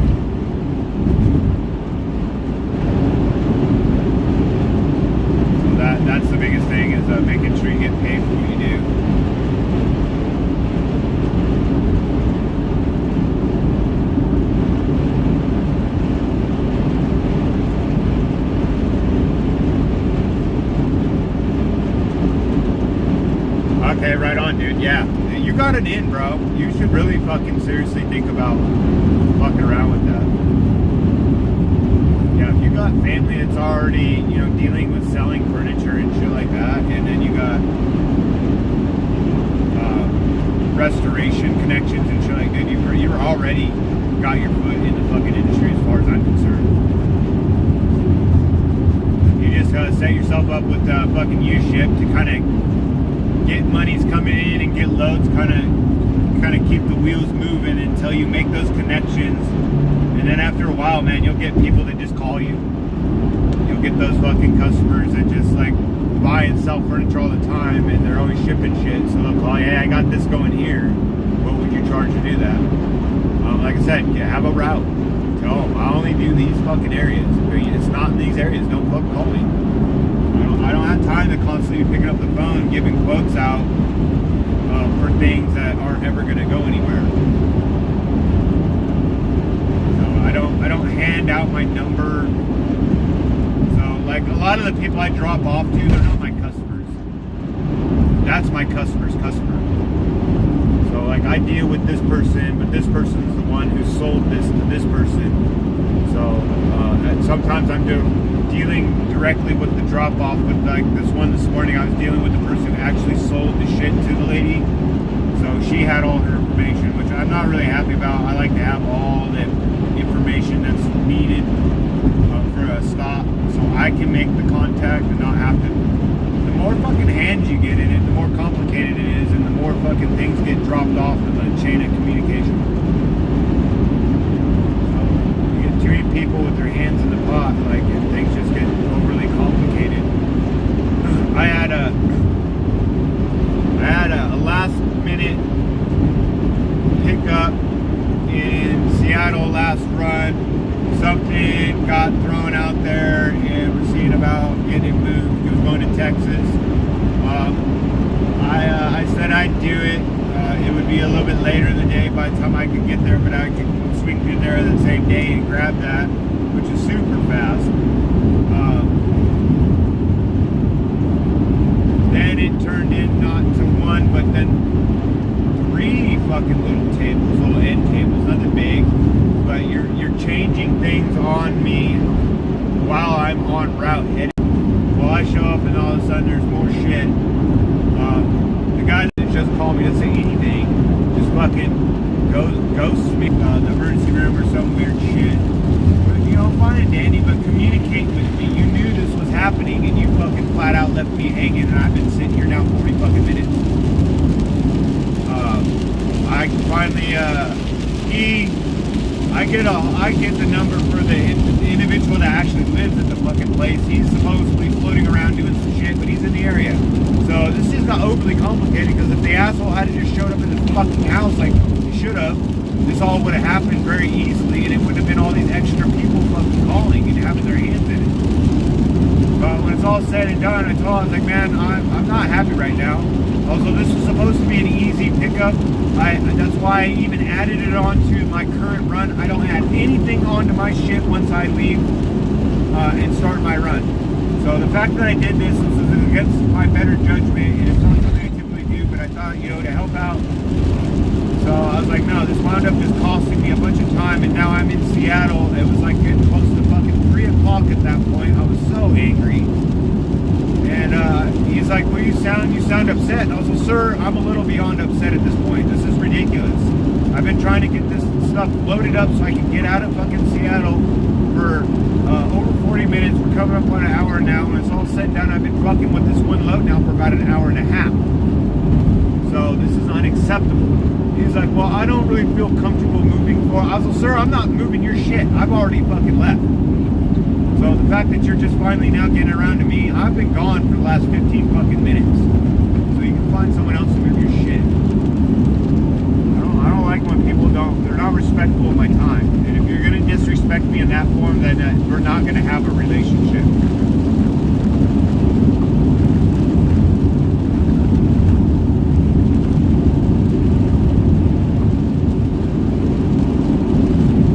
Yeah, fuck the corporate world. That's kind of why me and the beer contract shit kind of ran out. the people I came on with in the beginning are really cool, around my age. Had a lot of crap in common, but then things started to shift, and in the corporate world, everyone's a whore for the dollar. So they just jump ship and go over here, and like you got shit moving around in corporate all the time, and people paying more people to come over here and work for us. So yeah, it's just fuck all that. I don't like that circus. I don't operate well in that circus. But I had to deal with that shit. The corporate people with Crown Imports for Modelo and Pacifico Corona. I did that for about 5 years. Towards the end of the last contract, the last stint of it, corporate changed significantly. I had a lot of these fucking kids coming in. They were younger than I were.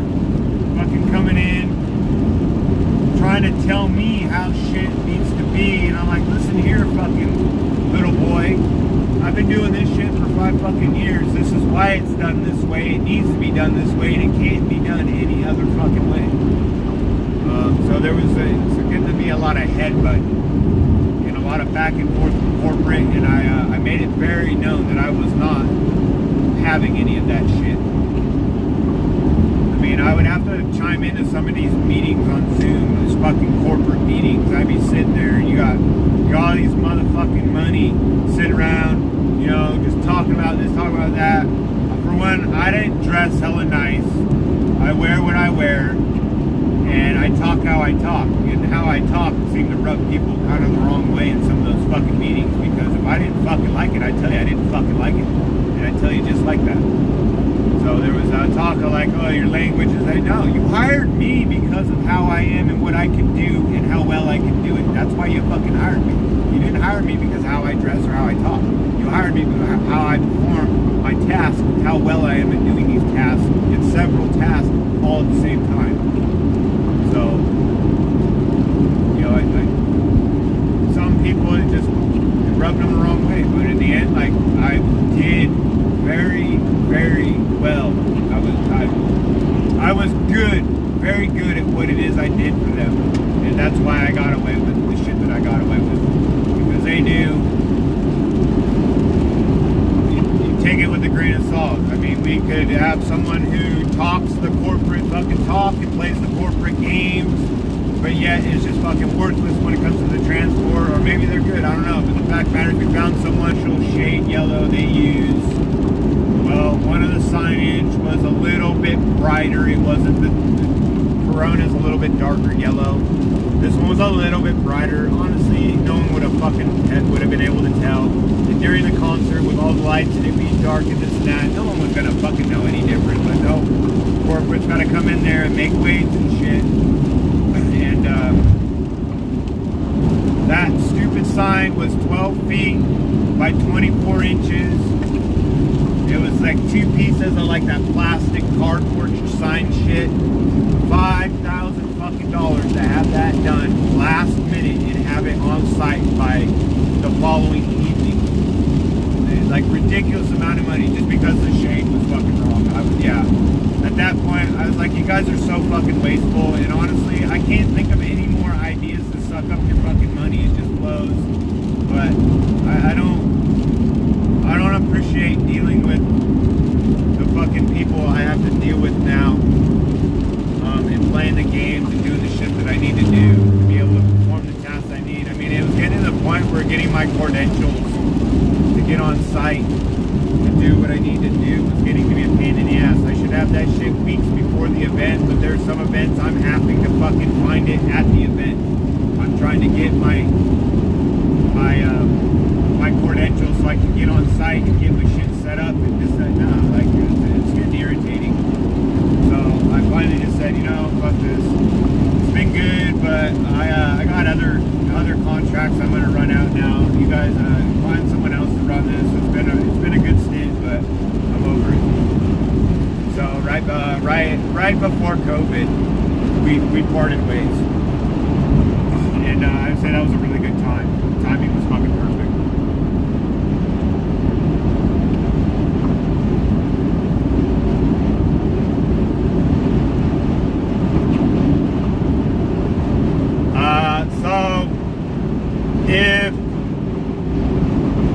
generally, if something gets damaged, I know about it. I deal with it right off the bat. I'm really good at repairing things myself when it comes to furniture, or I'll take it somewhere. But if it's bad enough, I'll let the customer know something happened, and then I'll put it in their lap. I have a furniture guy I can take it to. I'll get it fixed and replaced, and I'll take care of all the costs. It's just going to be a little bit longer before you see it, or I can drop it off.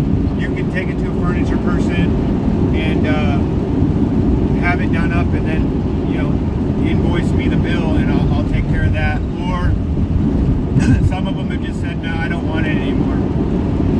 Now, if it's before I get there, that's all fine and dandy.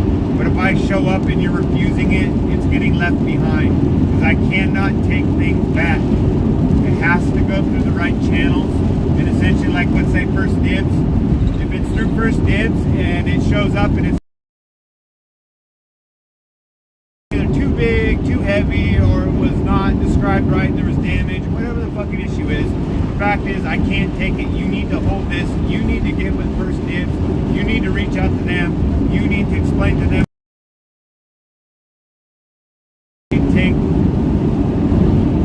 They take it upon them to find the transport.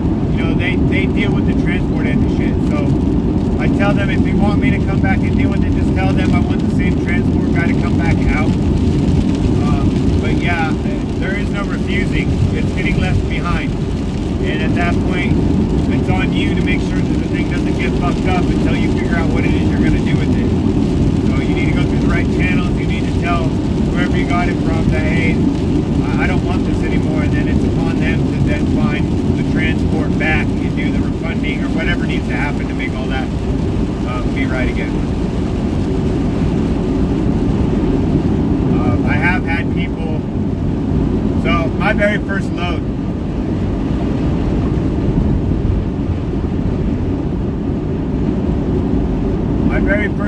I moved a K5 Blazer. I don't know why this fucking idiot just jumped over to the goddamn fastener. Stupid.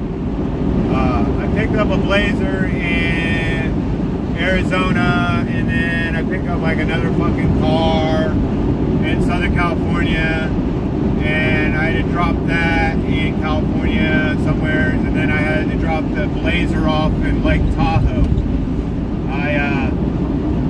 I get up there, the guy's not there, his girlfriend's there, she's a bitch. Just one of those people that just expects shit instead of being respectful, but just expects to be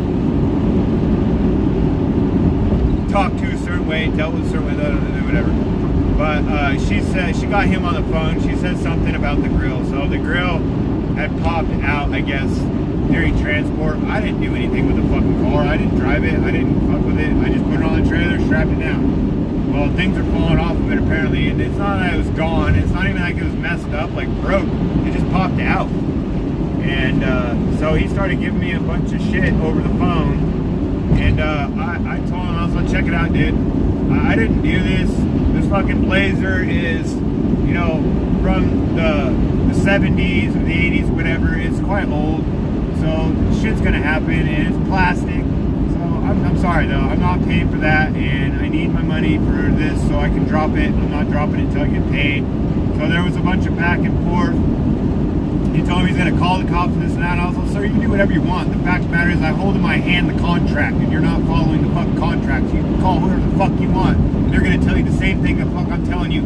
Pay me my fucking money and you'll get your shit. And so it's back and forth. I gave her back the phone. I told her I'm done with this. I'm not fucking talking to this asshole no more. And if you guys are gonna pay me my fucking money, then I'm taking the car, I'm bringing it down to the yard in the Bay Area, and I will will bill you out Bay Area storage per day at a fucking $130 a day. And this will real quick not be worth coming to get, and after 30 days I'll put a fucking lien on this fucking thing. Well, he heard me on the phone telling her that shit, and he came completely unfucking glued, and that's why I said, you know what, I ain't got time for this fucking shit. Started strapping it back down. Then I was walking to get in my truck. She jumps on the fucking trailer and she's hooting and hollering and shit. And I told her, I was like, get the fuck off my trailer, otherwise you're going down to the Bay Area with this fucking thing, and I'll charge double storage for your fucking cunt ass to sit in the fucking yard with the trailer. I'm not playing these fucking games. So, dude calls me directly on my fucking phone. And then we kind of hashed it out a little bit, and I straight up tell him, I was like, dude, I'm not having this. I told you how shit's gonna happen, and that's exactly how it's gonna pay me my fucking money. Otherwise, but again, people like trying to get over fucking nothing. It was a plastic grill piece that I literally pushed back in, but he was gonna see if he was gonna get basically a free fucking tow or a free transport, you know, for that. No, I'm not doing that. I'm not dropping your shit off because you're unhappy because your plastic grill came off your fucking 30, 40-year-old fucking vehicle.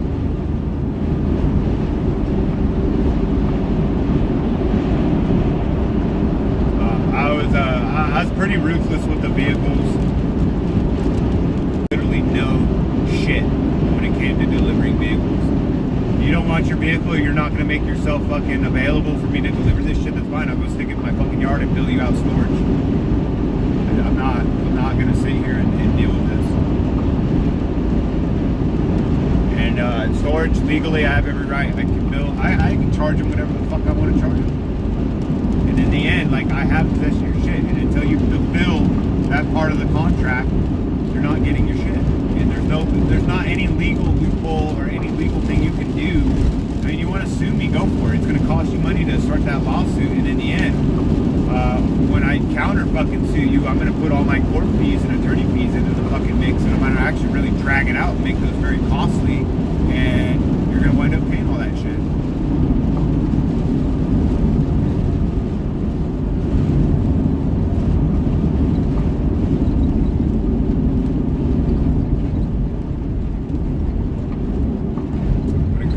People's possessions, when you have them in your possession, you kind of hold the cards then at that point.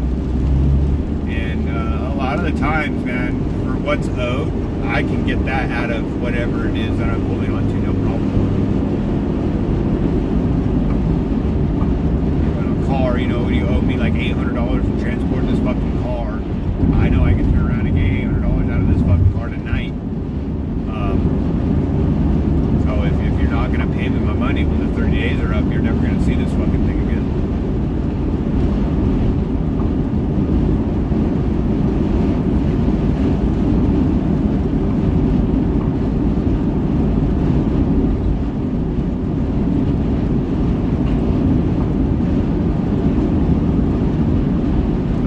I'm surprised with everything kind of going on in the economy and this and that, how people are still spending fucking money the way they're spending money, all loosey-goosey. Like, I mean, we're in for some rough fucking times in this country, and if people don't pull their fucking head out of their ass and see the writing on the fucking wall, shit's gonna get really fucking nasty here for a little bit. And it's either gonna get nasty and continue to get nastier, or it's gonna get nasty before it gets fucking better. But the fact of the matter is, the nasty's coming. Don't go fucking spending all your money. Don't be buying fucking cars and houses and just doing stupid shit right now. You better hold on to that. You better keep your fucking your monthly fucking overage to a minimum. There's going to be a foreclosed and repoed shit. It's going to start fucking hitting the market hardcore because people can't pay their fucking shit. Same fucking crap during COVID. People bought all that crap. Prices of used things went just insane, and then everything just fucking dove off, and then you got all these people that overpaid for all this shit. Now they're upside down from day one and whatever it is they're fucking around with.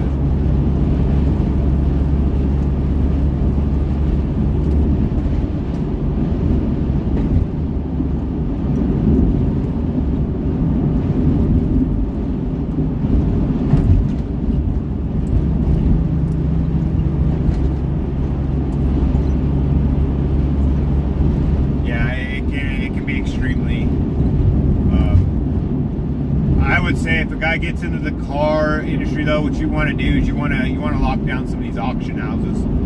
You want to go in, you want to go grab fucking 6-7 cars at a time from these auction houses, and then go deliver them. So you get, you know, like a one pickup if you can, and then go and drop all that shit off. So like I fucked around the auctions a little bit down in Southern California, LA, Riverside, shit like that.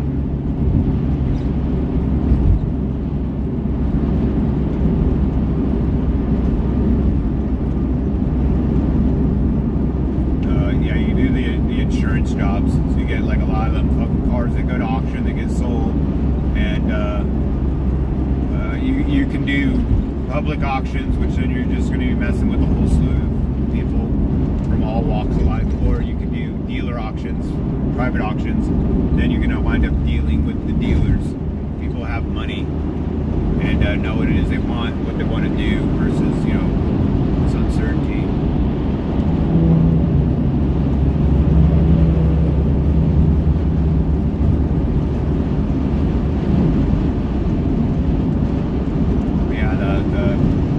The car industry in general, the moving of cars, the buying and selling of cars, like seriously, you want to make good fucking money, open up a used car lot. Part of it, but because you get fuckers that bring you cars to in-house financing, where you'll finance some of the most fucked credit scores. But you'll do it at a really high interest rate, like 36% with the in-house financing, and then on top of like, you turn around, you fix that car, you throw a transmission, throw a motor in it real quick, dress it up, and then put it back out on the lot. So the used car industry actually is, if done right, can be very profitable. There's so much profit and all that. Especially when you're only giving $500 for a trade-in, you're putting $1,000 in a motor in it, and then turn around and sell it for fucking $5,000-$6,000. Hella good money in that.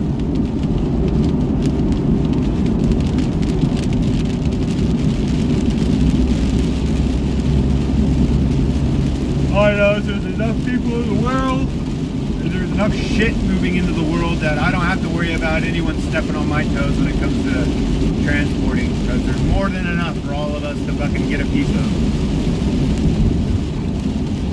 What irritates me is when you come in and you steal my clients. You come in and you try to, I had a fucking transport guy kind of come in and try to take two of my good paying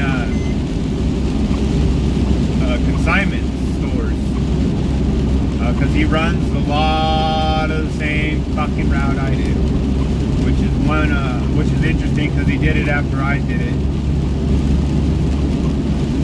So I mean, kudos to him to paying attention to what other people are doing, but you know, don't fucking step on my toes. Because we'll help each other out at times. Sometimes, you know, homeboy's fucking shit broke down and he's got a load of shit on board. He's got to get it fucking delivered. So when your shit's down, that can cause a lot of problems. So there's sometimes we'll shuffle shit in between each other, you know, just to help each other out.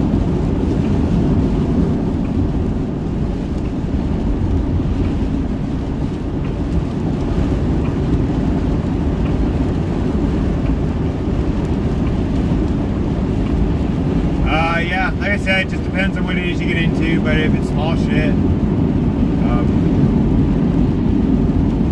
you could do it in a car possibly.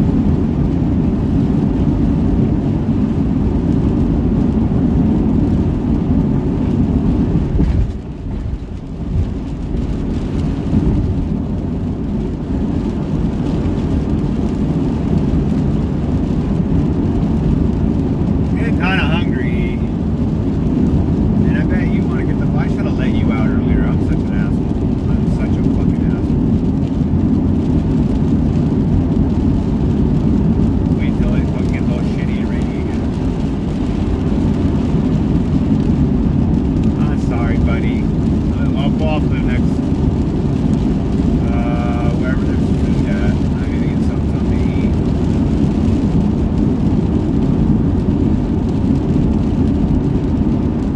Yeah, but it's a good industry to get in, and like if you like driving, I mean, that road longer stints, it might be worth you to just maybe jump on U-Ship and just start driving around and getting loads, taking you here or there.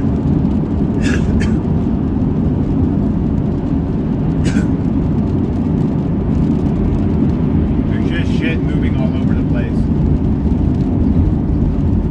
And honestly, man, if you can figure out a way to make all this shit move here, that's going in the area I'm going. I just don't know about it, and they don't know about me. So, like, if you could just get better at being more known and getting more out of one area, you're going to be so much more profitable. Pickups in Seattle, well, that's fucking 4 or 5. The last run I had something, I had one thing up in the northern part of Washington, and a lot of all my shit was down in the Portland area that particular run. So I fucking did all my shit in Portland, and then I was like, I can't justify driving, 10 fucking hours essentially to go from where I'm at now to go deliver this to come back to where I'm at now. Like, we're talking a tank of fucking fuel, 10 hours of my time, and in the end, this is not cost effective worth it. So I'll just hold on to this and just run it up the next time, because if I don't have anything this run, and if I don't necessarily know what's on the following run, sometimes I got a little bit of an idea, but sometimes I don't know what's going where until a couple days before I leave.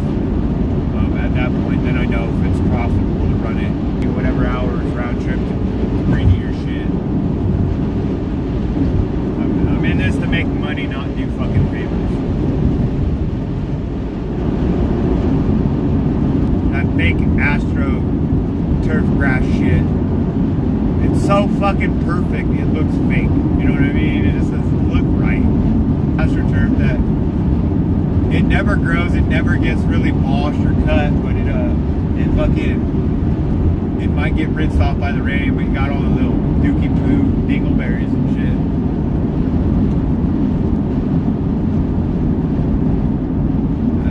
What if stop somewhere's got some food? It stopped raining now. That's cool.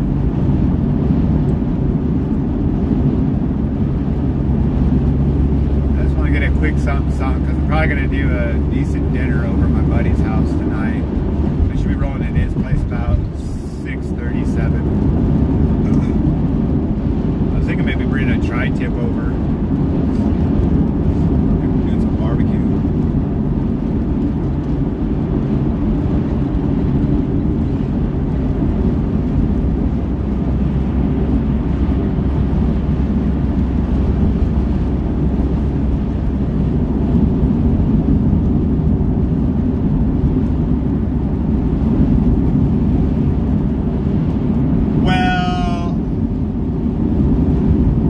That's awesome. I'm glad you're still chatting with him. I hope he's doing well and doing better health-wise.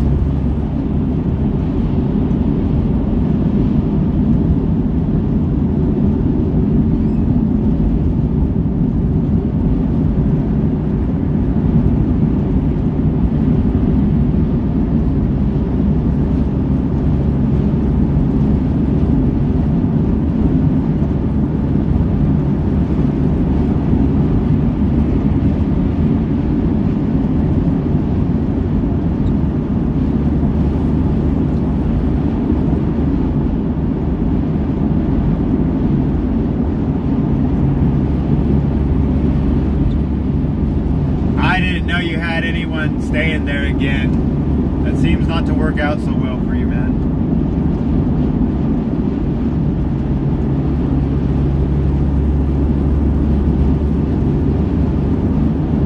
I super appreciate the offer, though.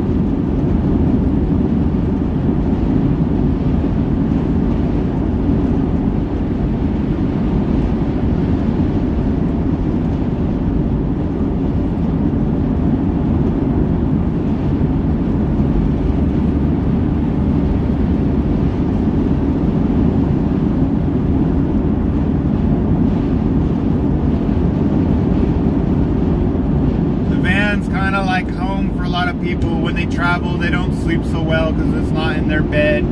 But this is kind of like my bed, so I generally sleep pretty good in here when I get sleep.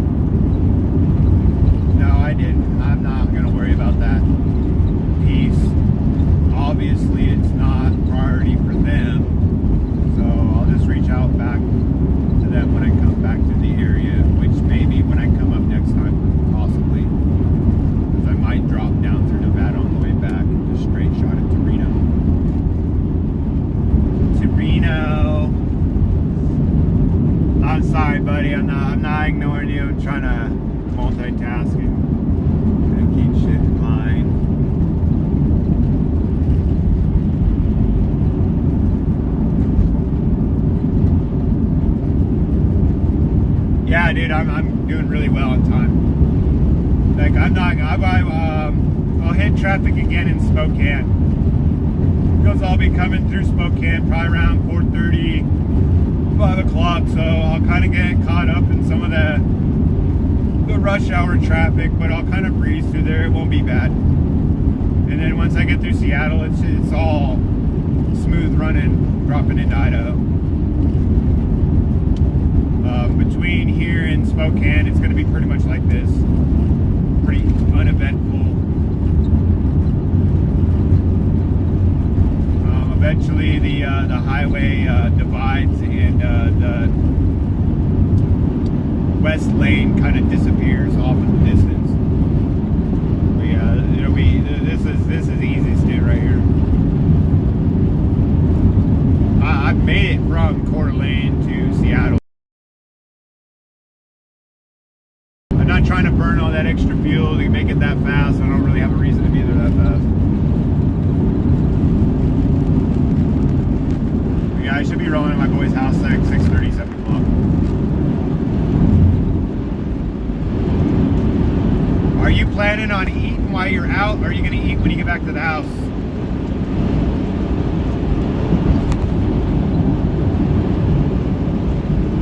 Probably going to eat at the Legion Hall, actually. Because they're fucking meeting tonight. Probably going to eat there.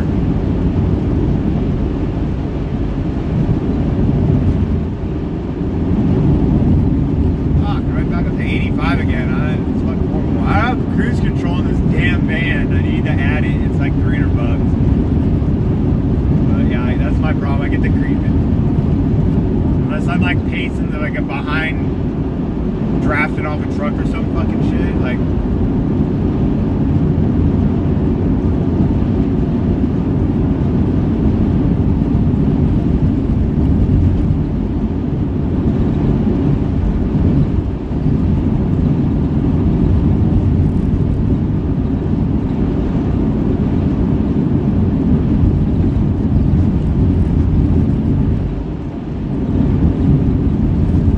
Never mind, wrong person, that last message.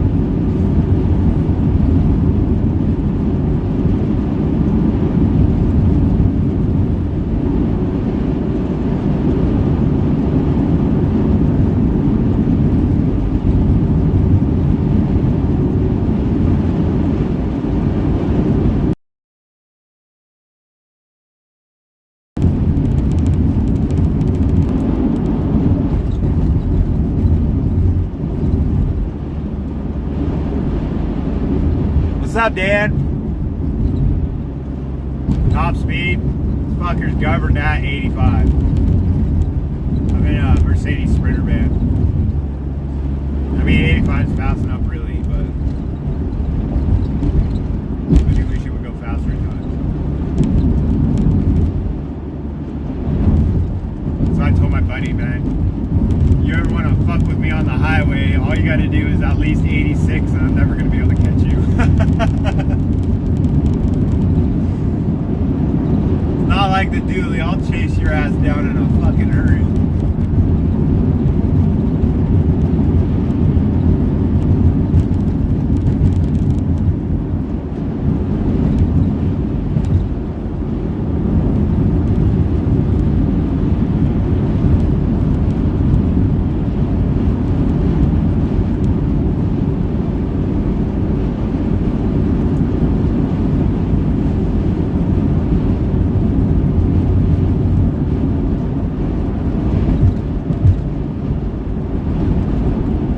Another Zodiac boat. Someone reached out up in Idaho, bringing it down to California. So we might have a boat hitched onto the back on the way back.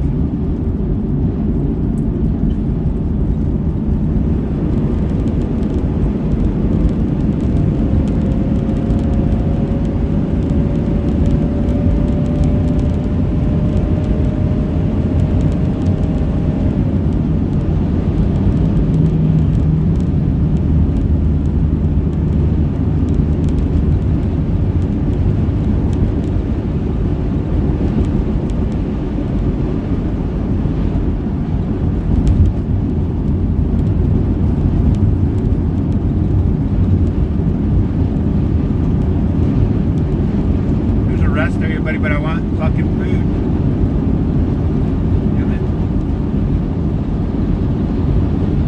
I think there's that one, it's a Sesquan Pass or some fucking shit. There's like food over there, but I hate that because every time I do that, but it's a bitch to get back on the freeway from there. Retarded.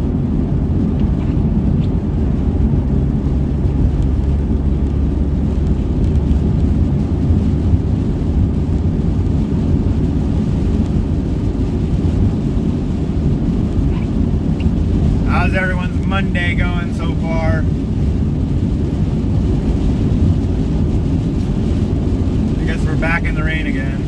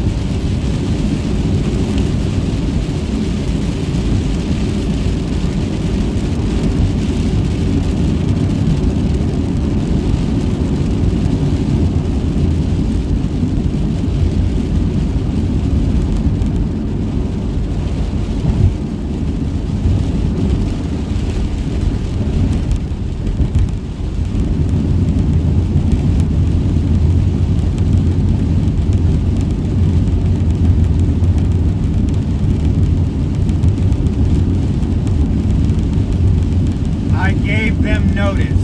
I told them I'd like to drop it today, but if today doesn't work, then we need to plan out another time.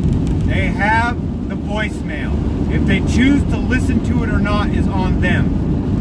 Just because people want to pick and choose who they talk to on the phone is not my problem.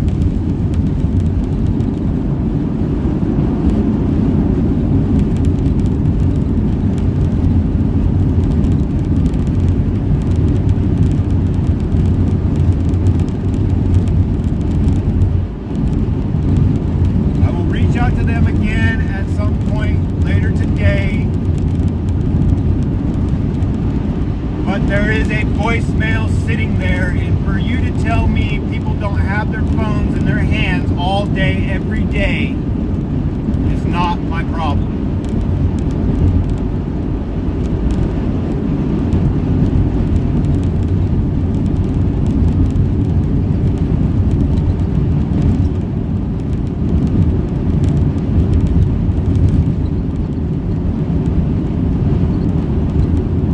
not responding to voicemails. You're probably not responding to text messages either. I'm not gonna stress on it. I'm tired of the office lady fucking just getting bent over backwards over fucking shit.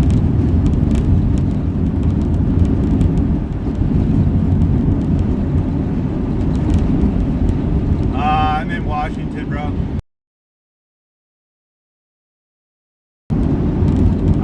No, I'm way up. I'm like an hour east of Spokane, or Seattle.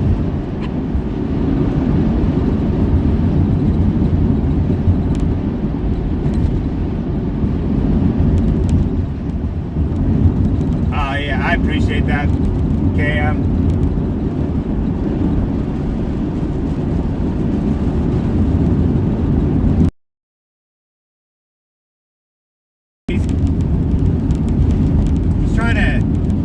He's telling me I need to be on TikTok and I need to be on fucking this and Stitch and blah blah. I'm telling him I ain't got time for all that shit. I don't want to fucking. My day is not gonna be full of basically fucking social media bullshit. So I watch some of these fucking. I don't know why you call yourselves influencers. What the fuck? Like, well, I'm a social media influencer, okay? Like, what the fuck do?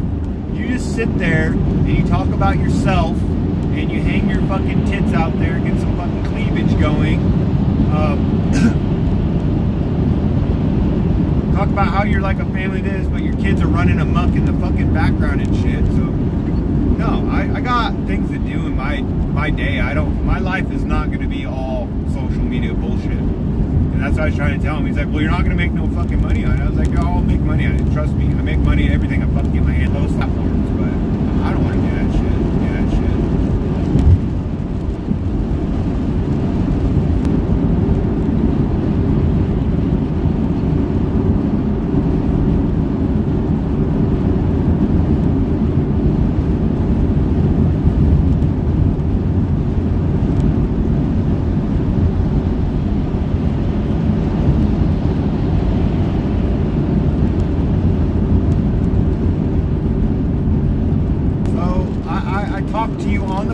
On the fucking phone while I was standing there, and we came up with the deal. I'll deal with this another time when I come back through. This is no different than any other fucking time. You reach out to these people, they don't get back to you. So what am I supposed to continuously just sit there and wait and keep reaching out to them? I'll reach out to them. They don't want to get back to me. That's on them. I didn't buy the shit. They did. I did what I was supposed to do. Does it say in contract 24 hours for delivery? I called them and said, let's set something up. I didn't say I was delivering today. I didn't say I was delivering tomorrow. I put the ball in their court. At that point, they need to get back to me, and then we need to line something out. They have their 24 hours. They're going to have weeks now. They're going to have days. Yes. God damn it, I just talked to you on the phone and told you all this shit.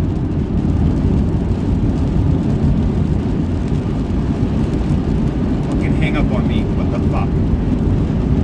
I'm getting real tired of people not fucking listening to me. Sit there and tell you what the fuck I'm doing, the problems I'm having while I'm there on site, and then I tell you what I'm about to go fucking do. We talked about dropping it, can't drop it. No, it's fucking bullshit, dude. Just getting your fucking panties in a bunch for no goddamn reason. Piss me the fuck off.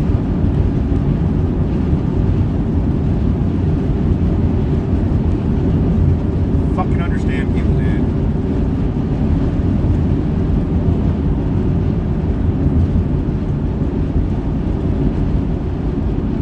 It's the signal. I'm kind of out in the flats.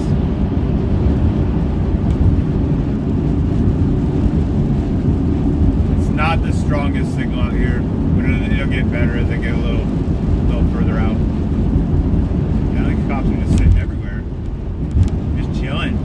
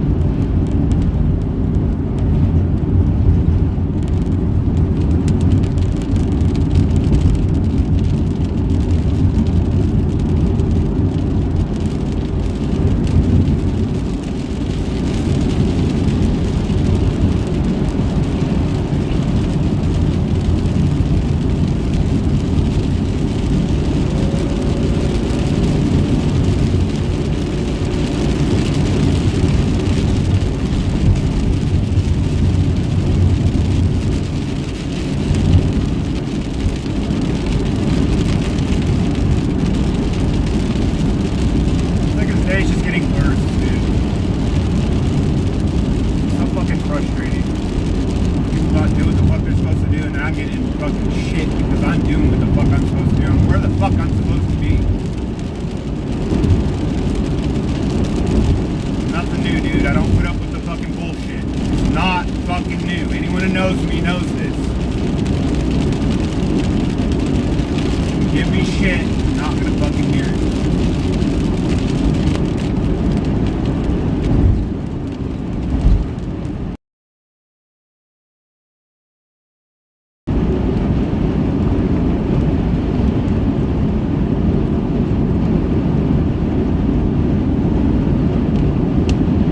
Copyrighted every damn time. Hey, KM, when I was in the pizza joint yesterday, that 5-hour stream I did, they copyrighted that shit because the fucking music playing in the damn pizza shack that you can barely even hear on my fucking video.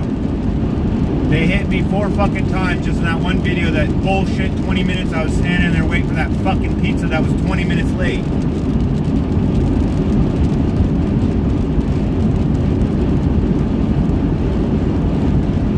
They hit me yesterday with that fucking copyright bullshit.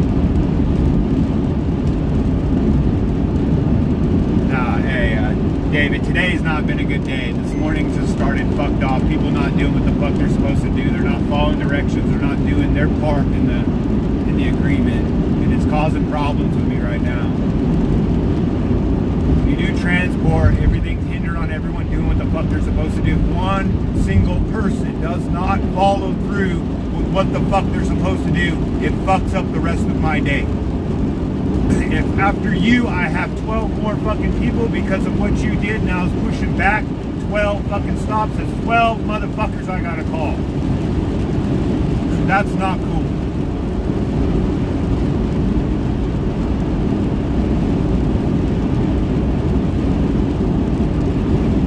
Disrespect me, disrespect my time like that, I don't have anything nice to say to you when I fucking finally meet up with you.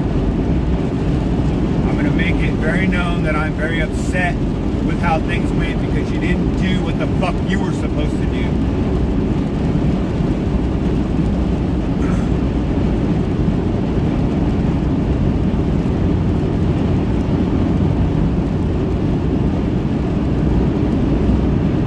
Expecting something to come to your fucking house and be delivered, and there's an agreed upon time slot, and your ass decides you're gonna go fucking do something fucking different at that same exact time, then it's on your ass to call me to tell me that you're gonna fucking fall through on your agreement and you're gonna be a douchebag because they don't respect my time. This last piece, I'm not gonna lie, I'll probably have it a fucking month. I'm not gonna put still. So obviously it's not important to you. So I'm gonna put it way low on my fucking priority list, like right at the fucking bottom.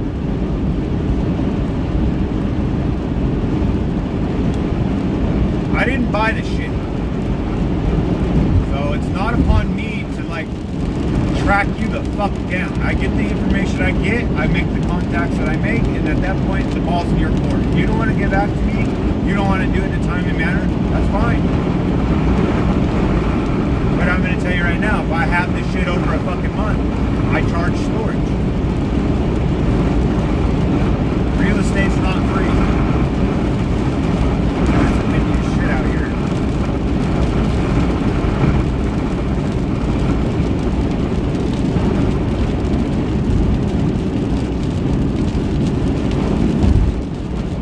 Yeah, I was like, I listened to no music yesterday, nothing. Fucking call me to yell at me some more, you can just shut the fuck up and leave me alone right now. I got nothing nice to say to nobody at the moment.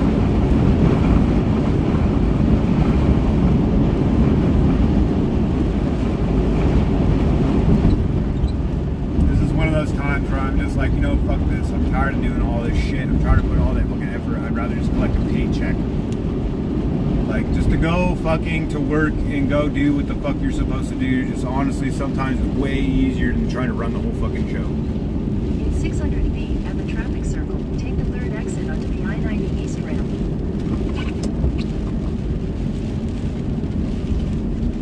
Fucking joke. Oh, fuck you, dude. Drive your fucking car. In a quarter mile.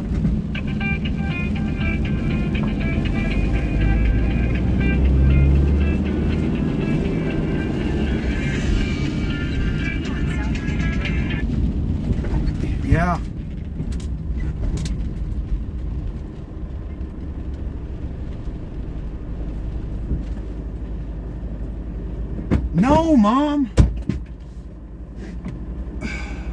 I called her, I believe, twice. I left a voicemail the first fucking time. I told her that I'll be in the area, but if today doesn't, if this morning doesn't work out, this afternoon doesn't work out, if it doesn't work out, then we can plan something. So I was not putting forth anything for delivery today. If you were available, then we can make this happen. I told her I apologize, things got mixed up, and I overlooked this one yesterday. I was waiting to hear back. I hung out at that fucking house for quite some time. I pounded on that door for quite some time. So I don't know what else I need to do. I'm not aware of having to literally track down every single fucking way to get a hold of any individual emails, previous addresses, old phone numbers. Like, no. I called you on your phone, the phone I know you have in your fucking hand at any point today, and you've looked at it several times. There's going to be a voicemail on there. Now, if you take it upon yourself to not open that up and listen to it, that's not on me. But if you're not going to listen to the voicemail, it might make you think you're going to read my text message then too. I made the attempt. I'm not saying you're getting your 24-hour notice of this. It would be no different if I called you yesterday, the day before yesterday, or tomorrow. I'm telling you I have your shit and I'm trying to deliver it. So I was not told anything. Nobody reached out to me. So I left. I told you I was leaving. I told you what the plan was. We talked about leaving it there. You said no because of who it was going through. So I said, fine, I'll just hold on to it. I'm an hour plus down the fucking road now.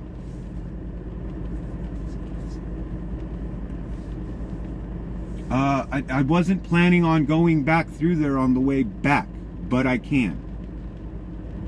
I was planning on straight shotting it through Nevada down to Reno and just hitting Reno on the way out and whatnot. But I can come back to fucking Seattle. Is it a dire thing that it gets dropped on this run, or could it go on to the next one? Okay. Well, that's funny. I just picked up a trunk that's over a month out before it needed to be picked up and delivered.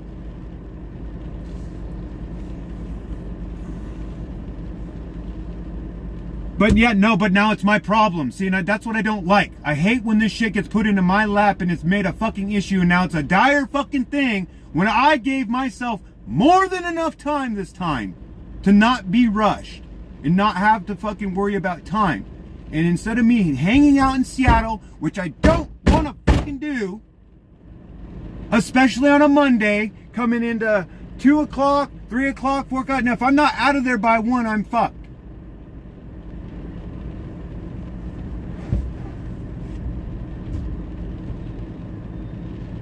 I followed them. I did what I was supposed to do. I didn't do it on your timeline, but it doesn't matter if I was going to drop tomorrow or the day after tomorrow. The fact is, I gave you notice. So now the notice will be 24 hours at the point that I deliver, and I'm not delivering today. So you got your notice today, but I still have not heard anything back from that number I fucking called. So I don't know why you're getting information and I'm not getting it. I'm the transport person. I'm here now. I'm in the area today. I tell you that on the phone. So I don't know why you're getting any of the information. I should be reached out directly because I'm the one who called you. So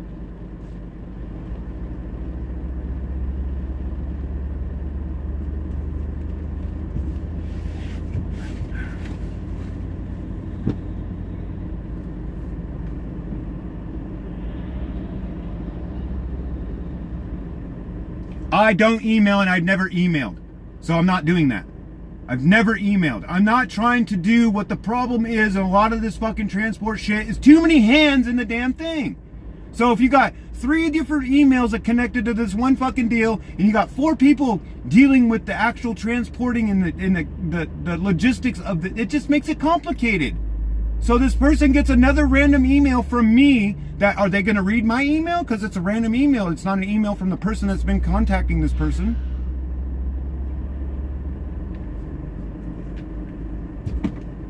Well, that's awesome. I called her twice and she didn't answer her fucking phone. So that's not my fucking problem.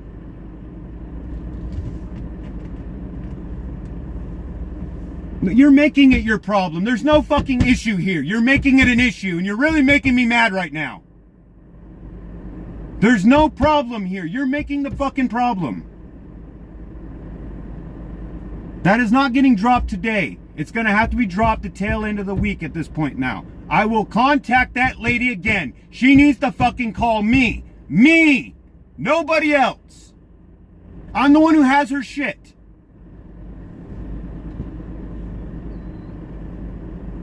I am really irritated right now because people are just hounding on me for no fucking reason. That fucking lady that I just dropped to. It's my fucking problem that the excavator guys in front of her fucking house got the sidewalk all tore up and mud everywhere. And I gotta walk through that shit. It didn't matter if I had a dolly or not. And I'm glad I didn't have a dolly because it just fucked the wheels all up and got all muddy.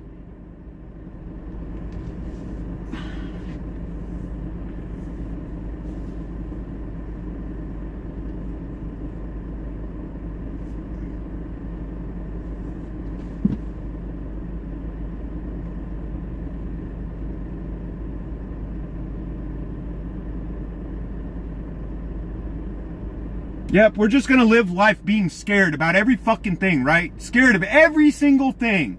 Worried about this one thing. Take charge of shit.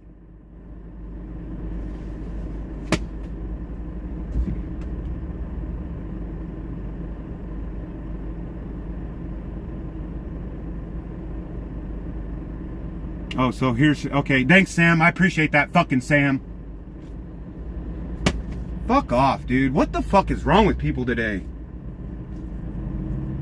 I'm so fucking done. My phone's off. Fuck this shit.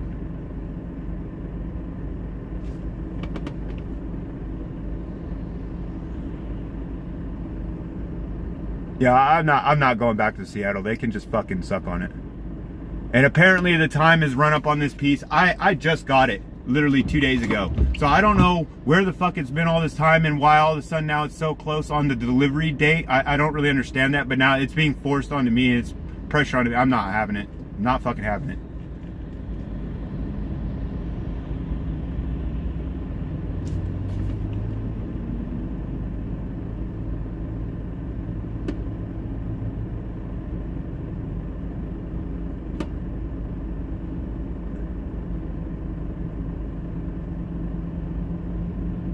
Yeah, no, it's not been a good day. I do transport. I've had customers just not fucking being where the fuck they're supposed to be, and it just causes problems.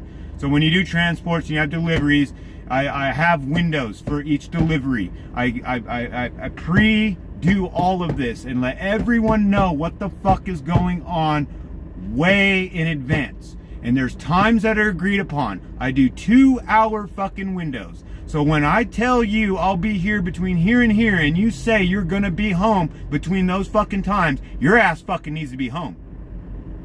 But when you have something come up and you don't tell me that you're not gonna fucking be there and then I show up there and I'm not able to do what I need to do, it's $150 fucking now to you. And I still have your shit. Yeah, and you still owe me for the transport.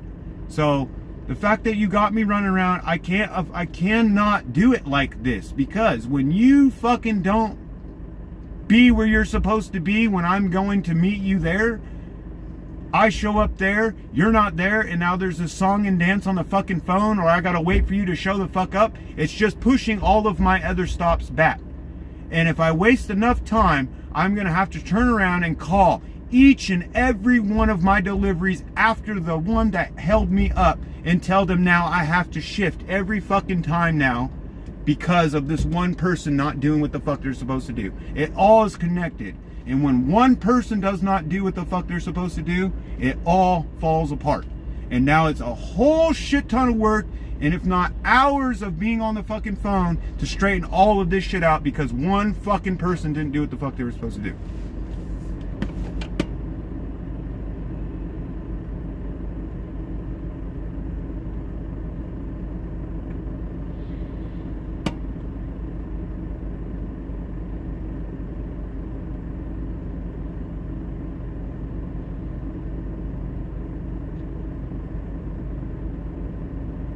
No, it's not out of my hands. It's 100% in my hands. It's in the back of my fucking van right now.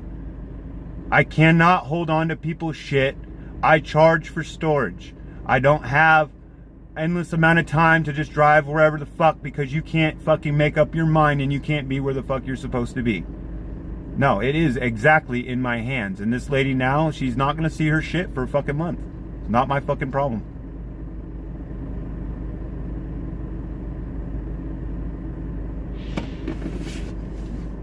No, like I said, it's days like this where I just cuss being an owner operator.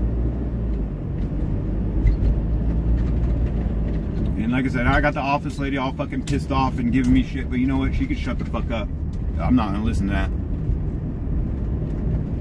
I don't know where this stupid cabinet has been, and I don't know where it's been sitting, but apparently the time is up on delivery, and I don't even fucking care. And on top of two, that bitch lady that I called, left a fucking voicemail for, and then I called her again before I left her fucking house, never got back to me. Not one fucking time. But she did fucking send off the office lady a fucking text message basically stating that I could deliver between 10 and 4. I was there between 10 and fucking 4.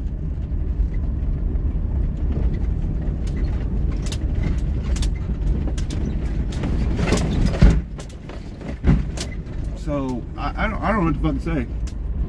Except for she can just fuck herself.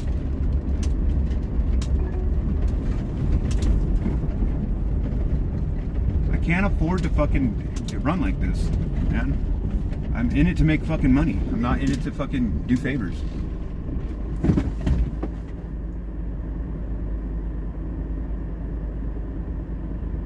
They're gonna pay. It's just more aggravation, and it's like a regular fucking job. So you can do your job, it's an easy fucking job, but when somebody does this or changes this, it makes your job 10 or 100 times harder. Are you telling me you're gonna continue doing your job with a fucking smile on your face, knowing that people are doing shit to make your job significantly harder? I mean, if it only takes you 30 minutes to go in and sweep the fucking bathroom out and wipe down the fucking toilet, but somebody goes in there and literally shits all over the fucking wall and shits all over the, like, that does things purposely to cause you to have to do more for the same amount? No, absolutely not. I'll fucking walk out. If you're gonna, if I'm not buying any of this shit. If you're gonna buy this shit, then you need to make yourself available to fucking get your shit. But don't be a fucking bitch and start fucking coming at me all sideways and shit because you're not following through on your end and you're not doing what the fuck you're supposed to do and you want your shit. Well, that's fucking awesome. That's awesome. You want your shit. Then go fucking buy your shit and go pick it up your fucking self. I don't know why people seem to think like I drive around and I go pick up their shit and I bring it right to them. Fuck off. That's not cost effective. You're gonna go to the store and you're gonna buy one egg at a fucking time. You're gonna go to the store and buy one apple at a fucking time. You're gonna open up the box of cereal and buy it one fucking Captain Crunch at a time. Fuck no, you're gonna go there and go grocery shopping. You're gonna get all your shit.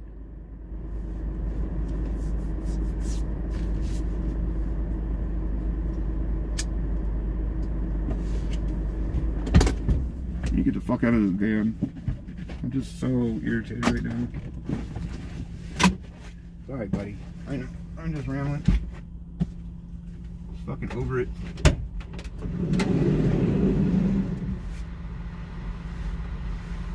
Fucking over it.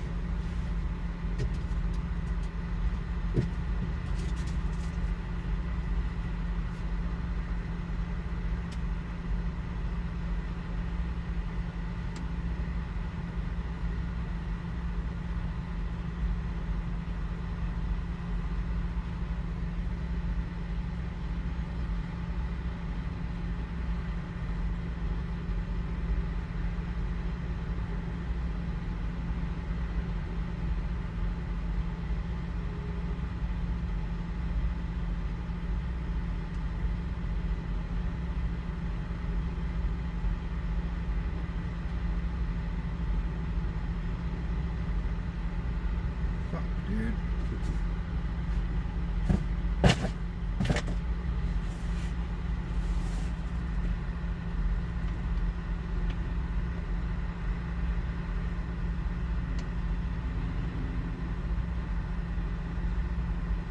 Yeah, that's why I'm pulled over. I'm letting the dog out. I'm sorry for fucking rambling on, guys. It's so frustrating.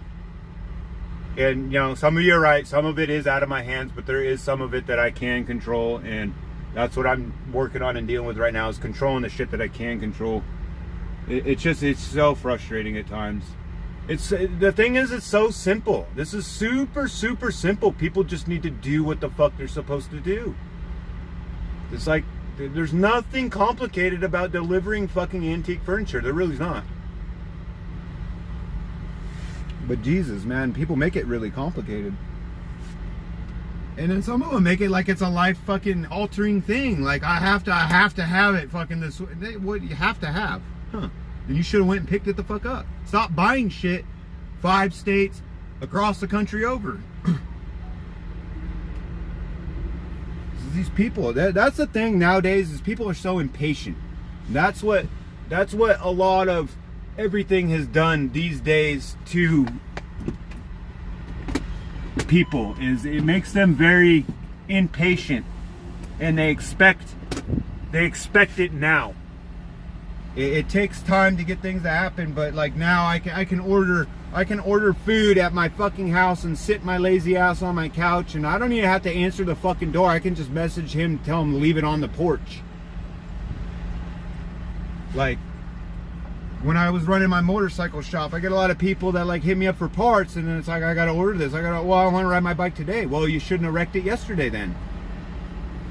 The fact of the matter is like, you can want all of what you want, but the fact of the matter is what's realistic and what's actually plausible. And some people just want they have unreasonable expectations.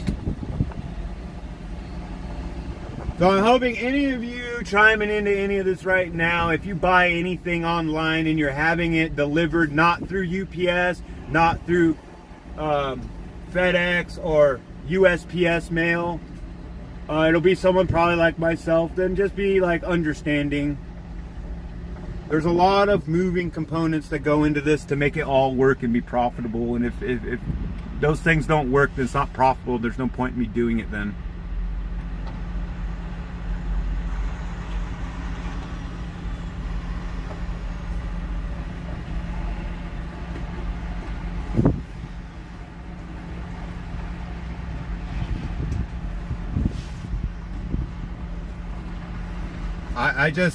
The problem with rescheduling is like, I got to come back into the fucking area, and I get my things pertaining to where I'm going.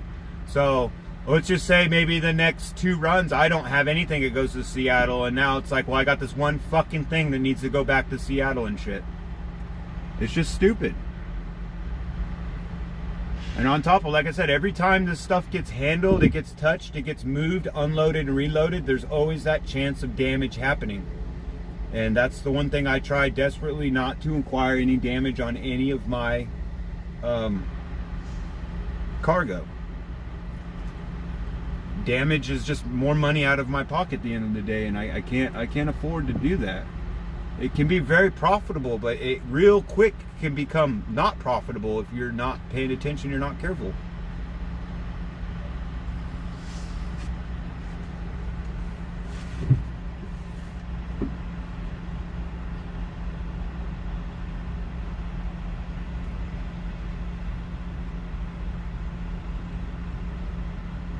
Stay over here. Hey! Stay over here, buddy. Good boy. Go potty.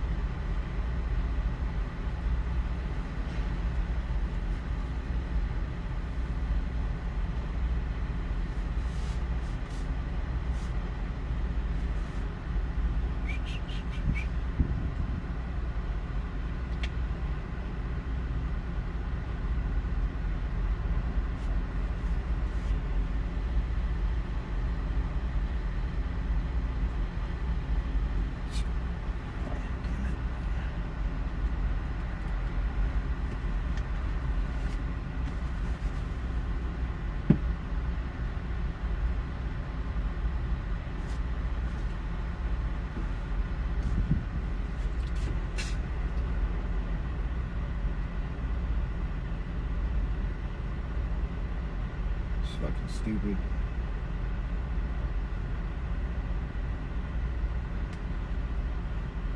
Fucking stupid.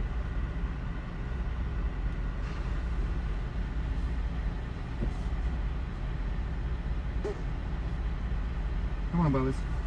Come on.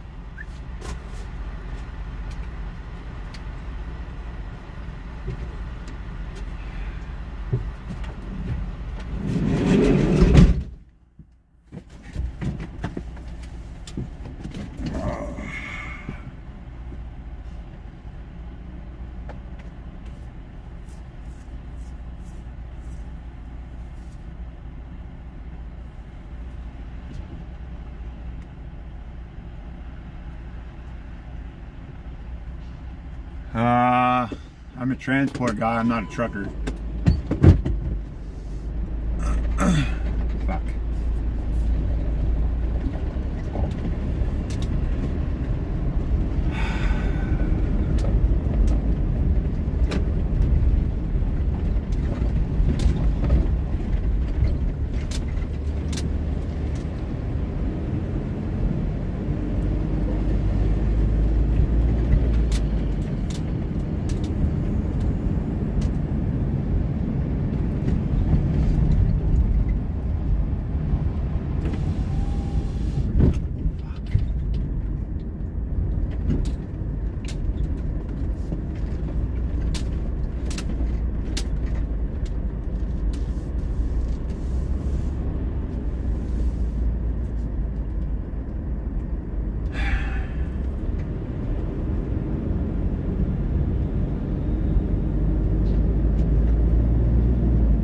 Damn it, dude.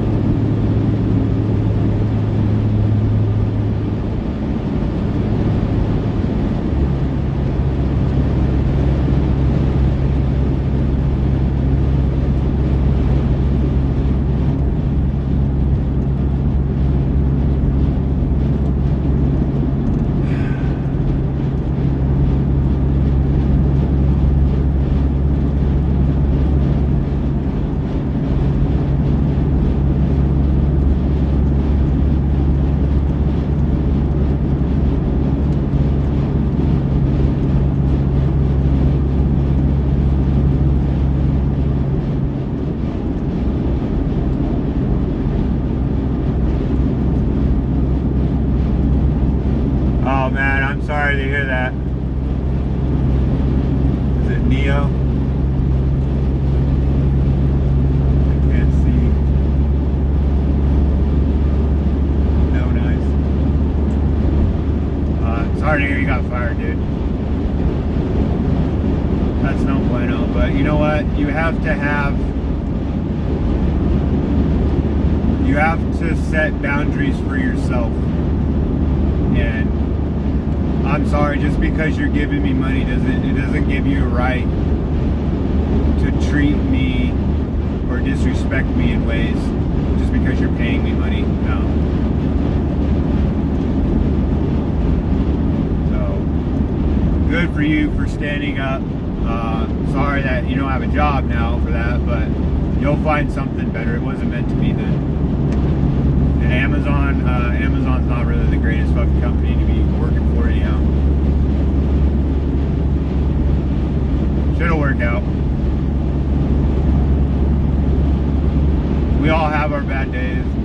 Apparently today's my bad day.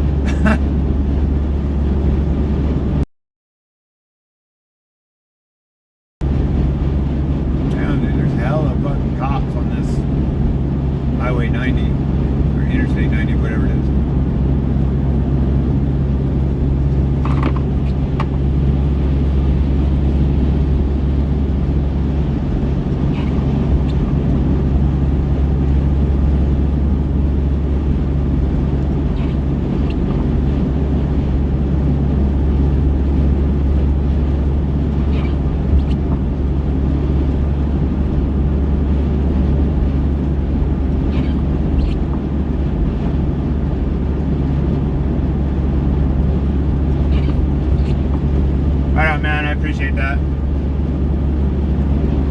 Always too expensive to be wrecking vehicles.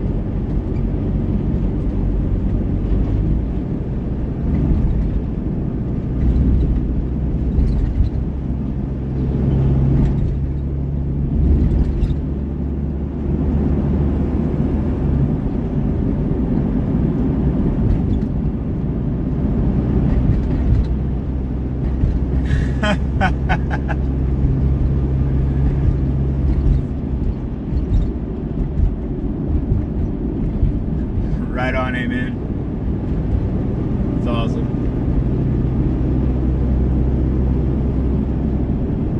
Yeah, it's a bit windy out there. I feel bad for those guys working on that bridge.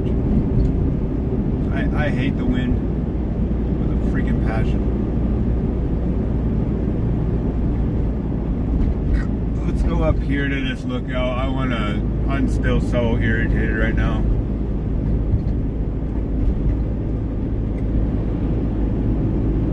It's just a fuck day. Yeah, I am extremely tired. The day didn't start off well and it's not ending well. I do transport. I deliver furniture, antique furniture. This last stop, the lady was not where she was supposed to be. It's just frustrating.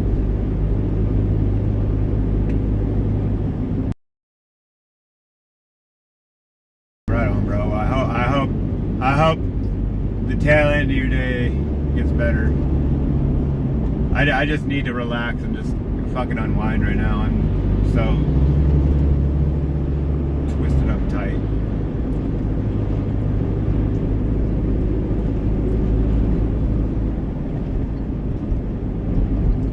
It is what it is. It's not the end of the world. Oh man, I get stuck behind this fucking guy. Take forever.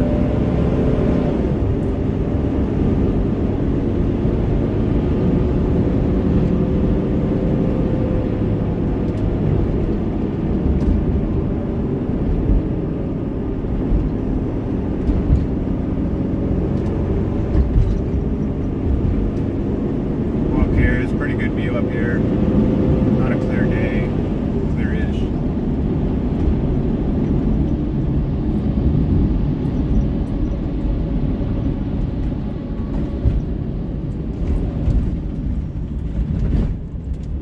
You're out of weed, bro. Well, that's not good. It's not a good way to be.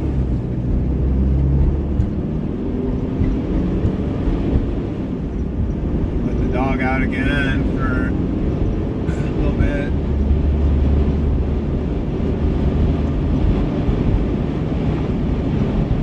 It's windy as shit up here.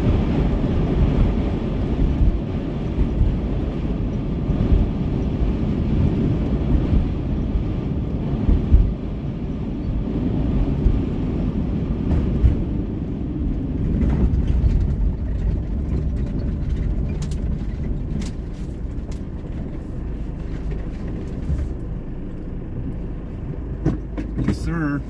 It's a nice little view.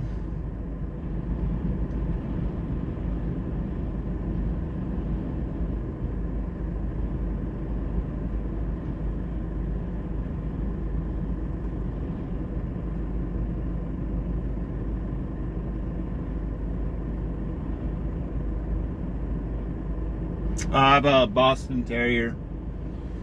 Little Boston Terrier, little Hank.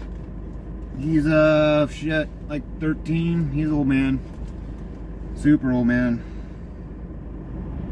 Damn, it is so fucking windy out there. I don't even want to get out. Hanky, you want to get out? You want to go potty, buddy? How about it? Little man. Go potty.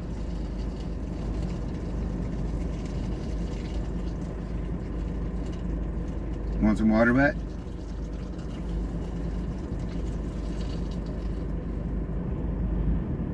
Want Pooh Bear?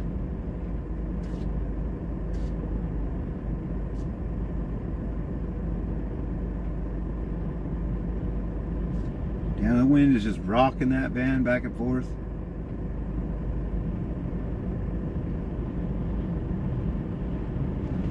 Insane.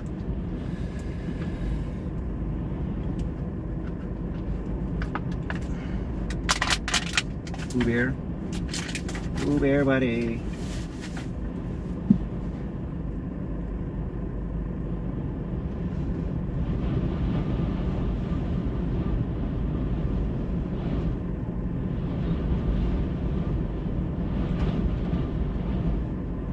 Yeah, I'm quite a ways into Washington.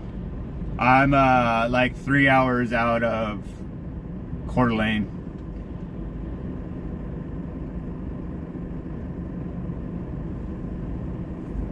Oh man, I don't want to get out of there. I don't want to get into that shit. God damn it. I guess gonna have to. Buddy, you want to go outside, go potty? Go poo? It's fucking windy out there, buddy. Oh my gosh. Woo! Fuck that shit, dude. That's fucking insane.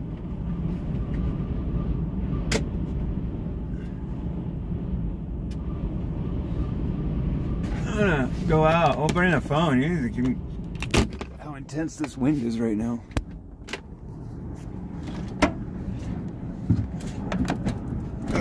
It's hard to open the door.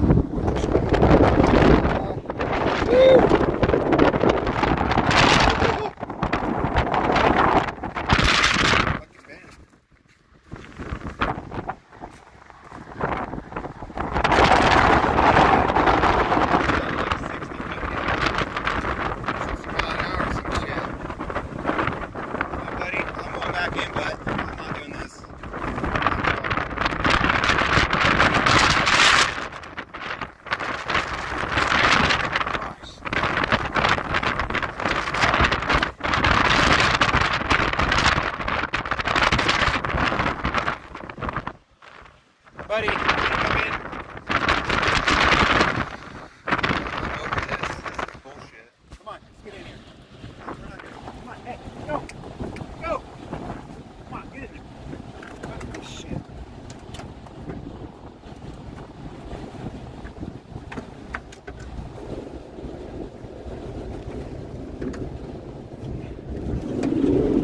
Oh my gosh. That's insane. I hate the fucking wind. I hate it.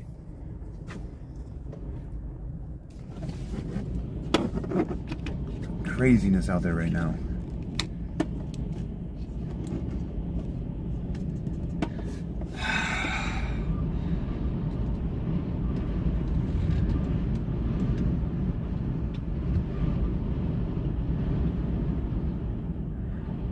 Yeah, I almost thought I was locked out there for a minute, Juan. The fucking door wasn't opening. It was the wind just pushing on it so hard.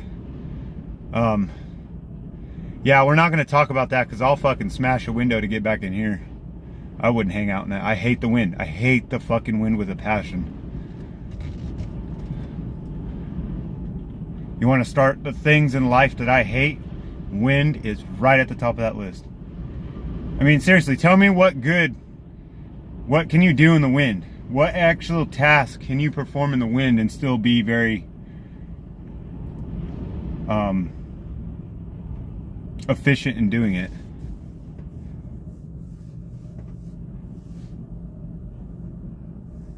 Yeah, well, it'd be an empty scream. There ain't no one around here to hear you scream. I'm up at the Vista Point. That's Interstate 90 down below me. That is the fuck, I forget the name of that bridge.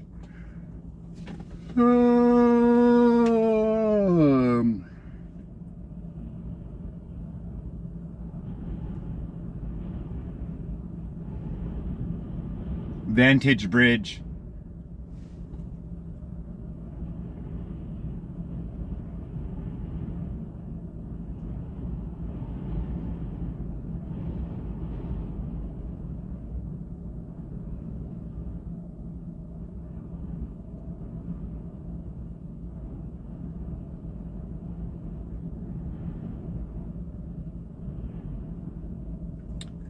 I just hate the wind.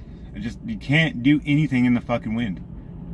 Even flying a fucking kite don't work in the fucking wind. It just makes things so much difficult, and it makes a lot of things just downright dangerous. But I don't know if you guys can see the van rocking back and forth, but like this wind is no joke up here.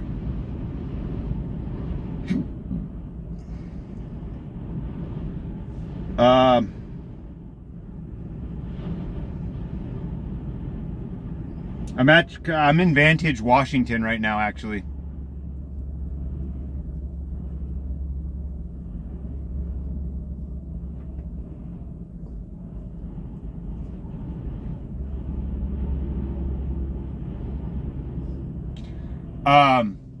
No, it doesn't feel unstable in that manner. I have been in some pretty crazy wind that's literally blown me all over the fucking road, and I had to pull over because this van is it's super tall, so it catches the wind, especially when you get those cross winds, man. That really sucks. And then this thing's got some tip sensor bullshit in it. It basically cuts the throttle when it feels too much swaying around. It cuts the throttle back, like your traction control, kind of.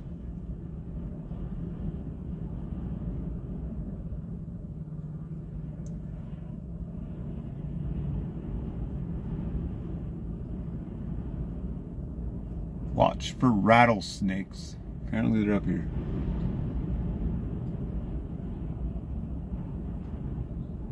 I am just not having this, dude. This is ridiculous. I need to get moving. Fuck this. I'm not sitting here no more.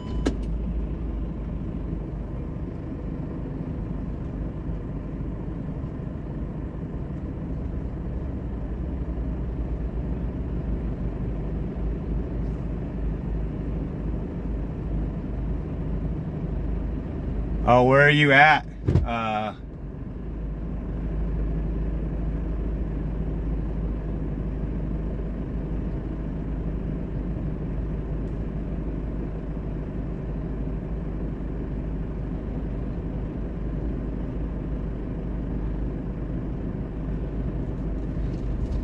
Alright, let's get the fuck out of here.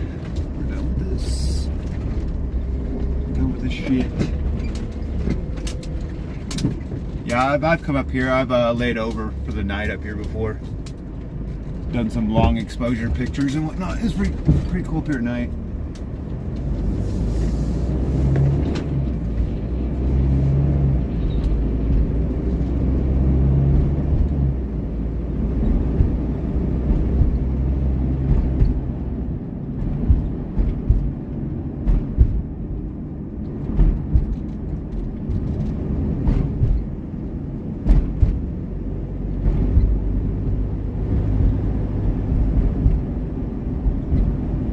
No, it's a two-way.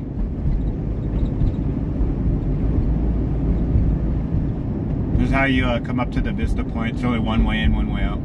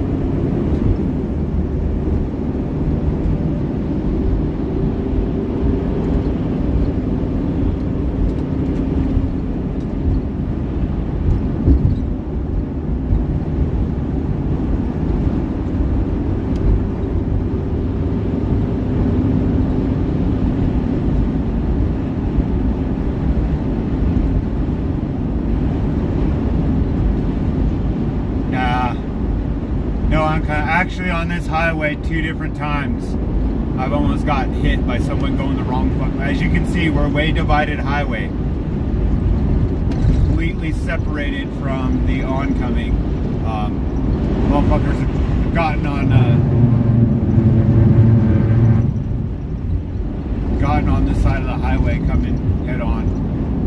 The first time, I was so fucking tired, I didn't know what the fuck was going on, and I thought like it was a divided highway at that point, and I just wasn't paying attention because I was going to go past the truck. I was behind him, and I went to go around him, and there was headlights coming, so I was like, what the fuck? So I swerved back over real quick. A car jammed by me, and I was like, oh, that's fucking crazy. Like, I didn't know I was on. I got to looking out. Then the second time, truck. He's seen him too. We both slowed down and kind of got over, and he jammed by. I got down to the next exit. I turned around and I started going down the opposite, the other direction on the other side, thinking I'm going to come up on one gnarly wreck. And it was about 5 miles down the road. The troopers had him all hemmed up in the middle. He hadn't hit nobody, but that was pretty crazy. Fucking drinking and driving.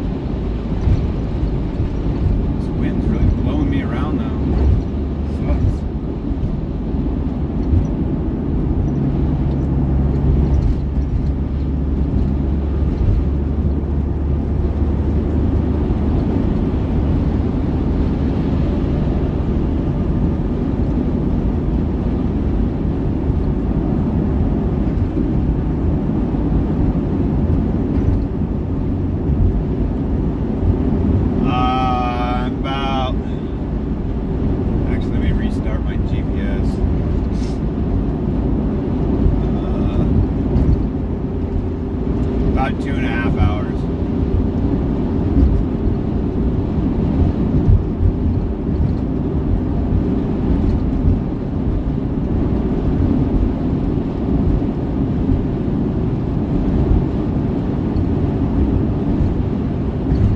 No, I'll be there fairly shortly.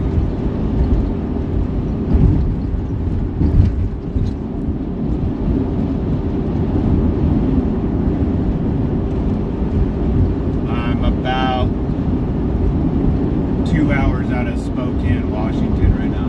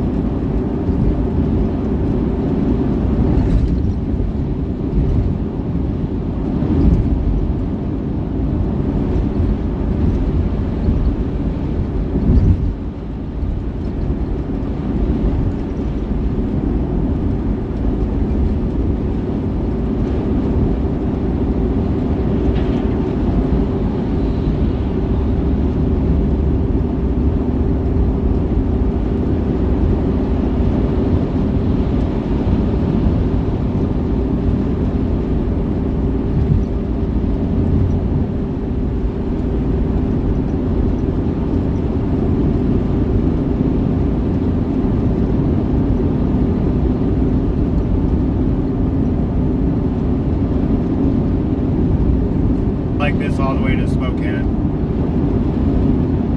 Pretty open, fairly flat.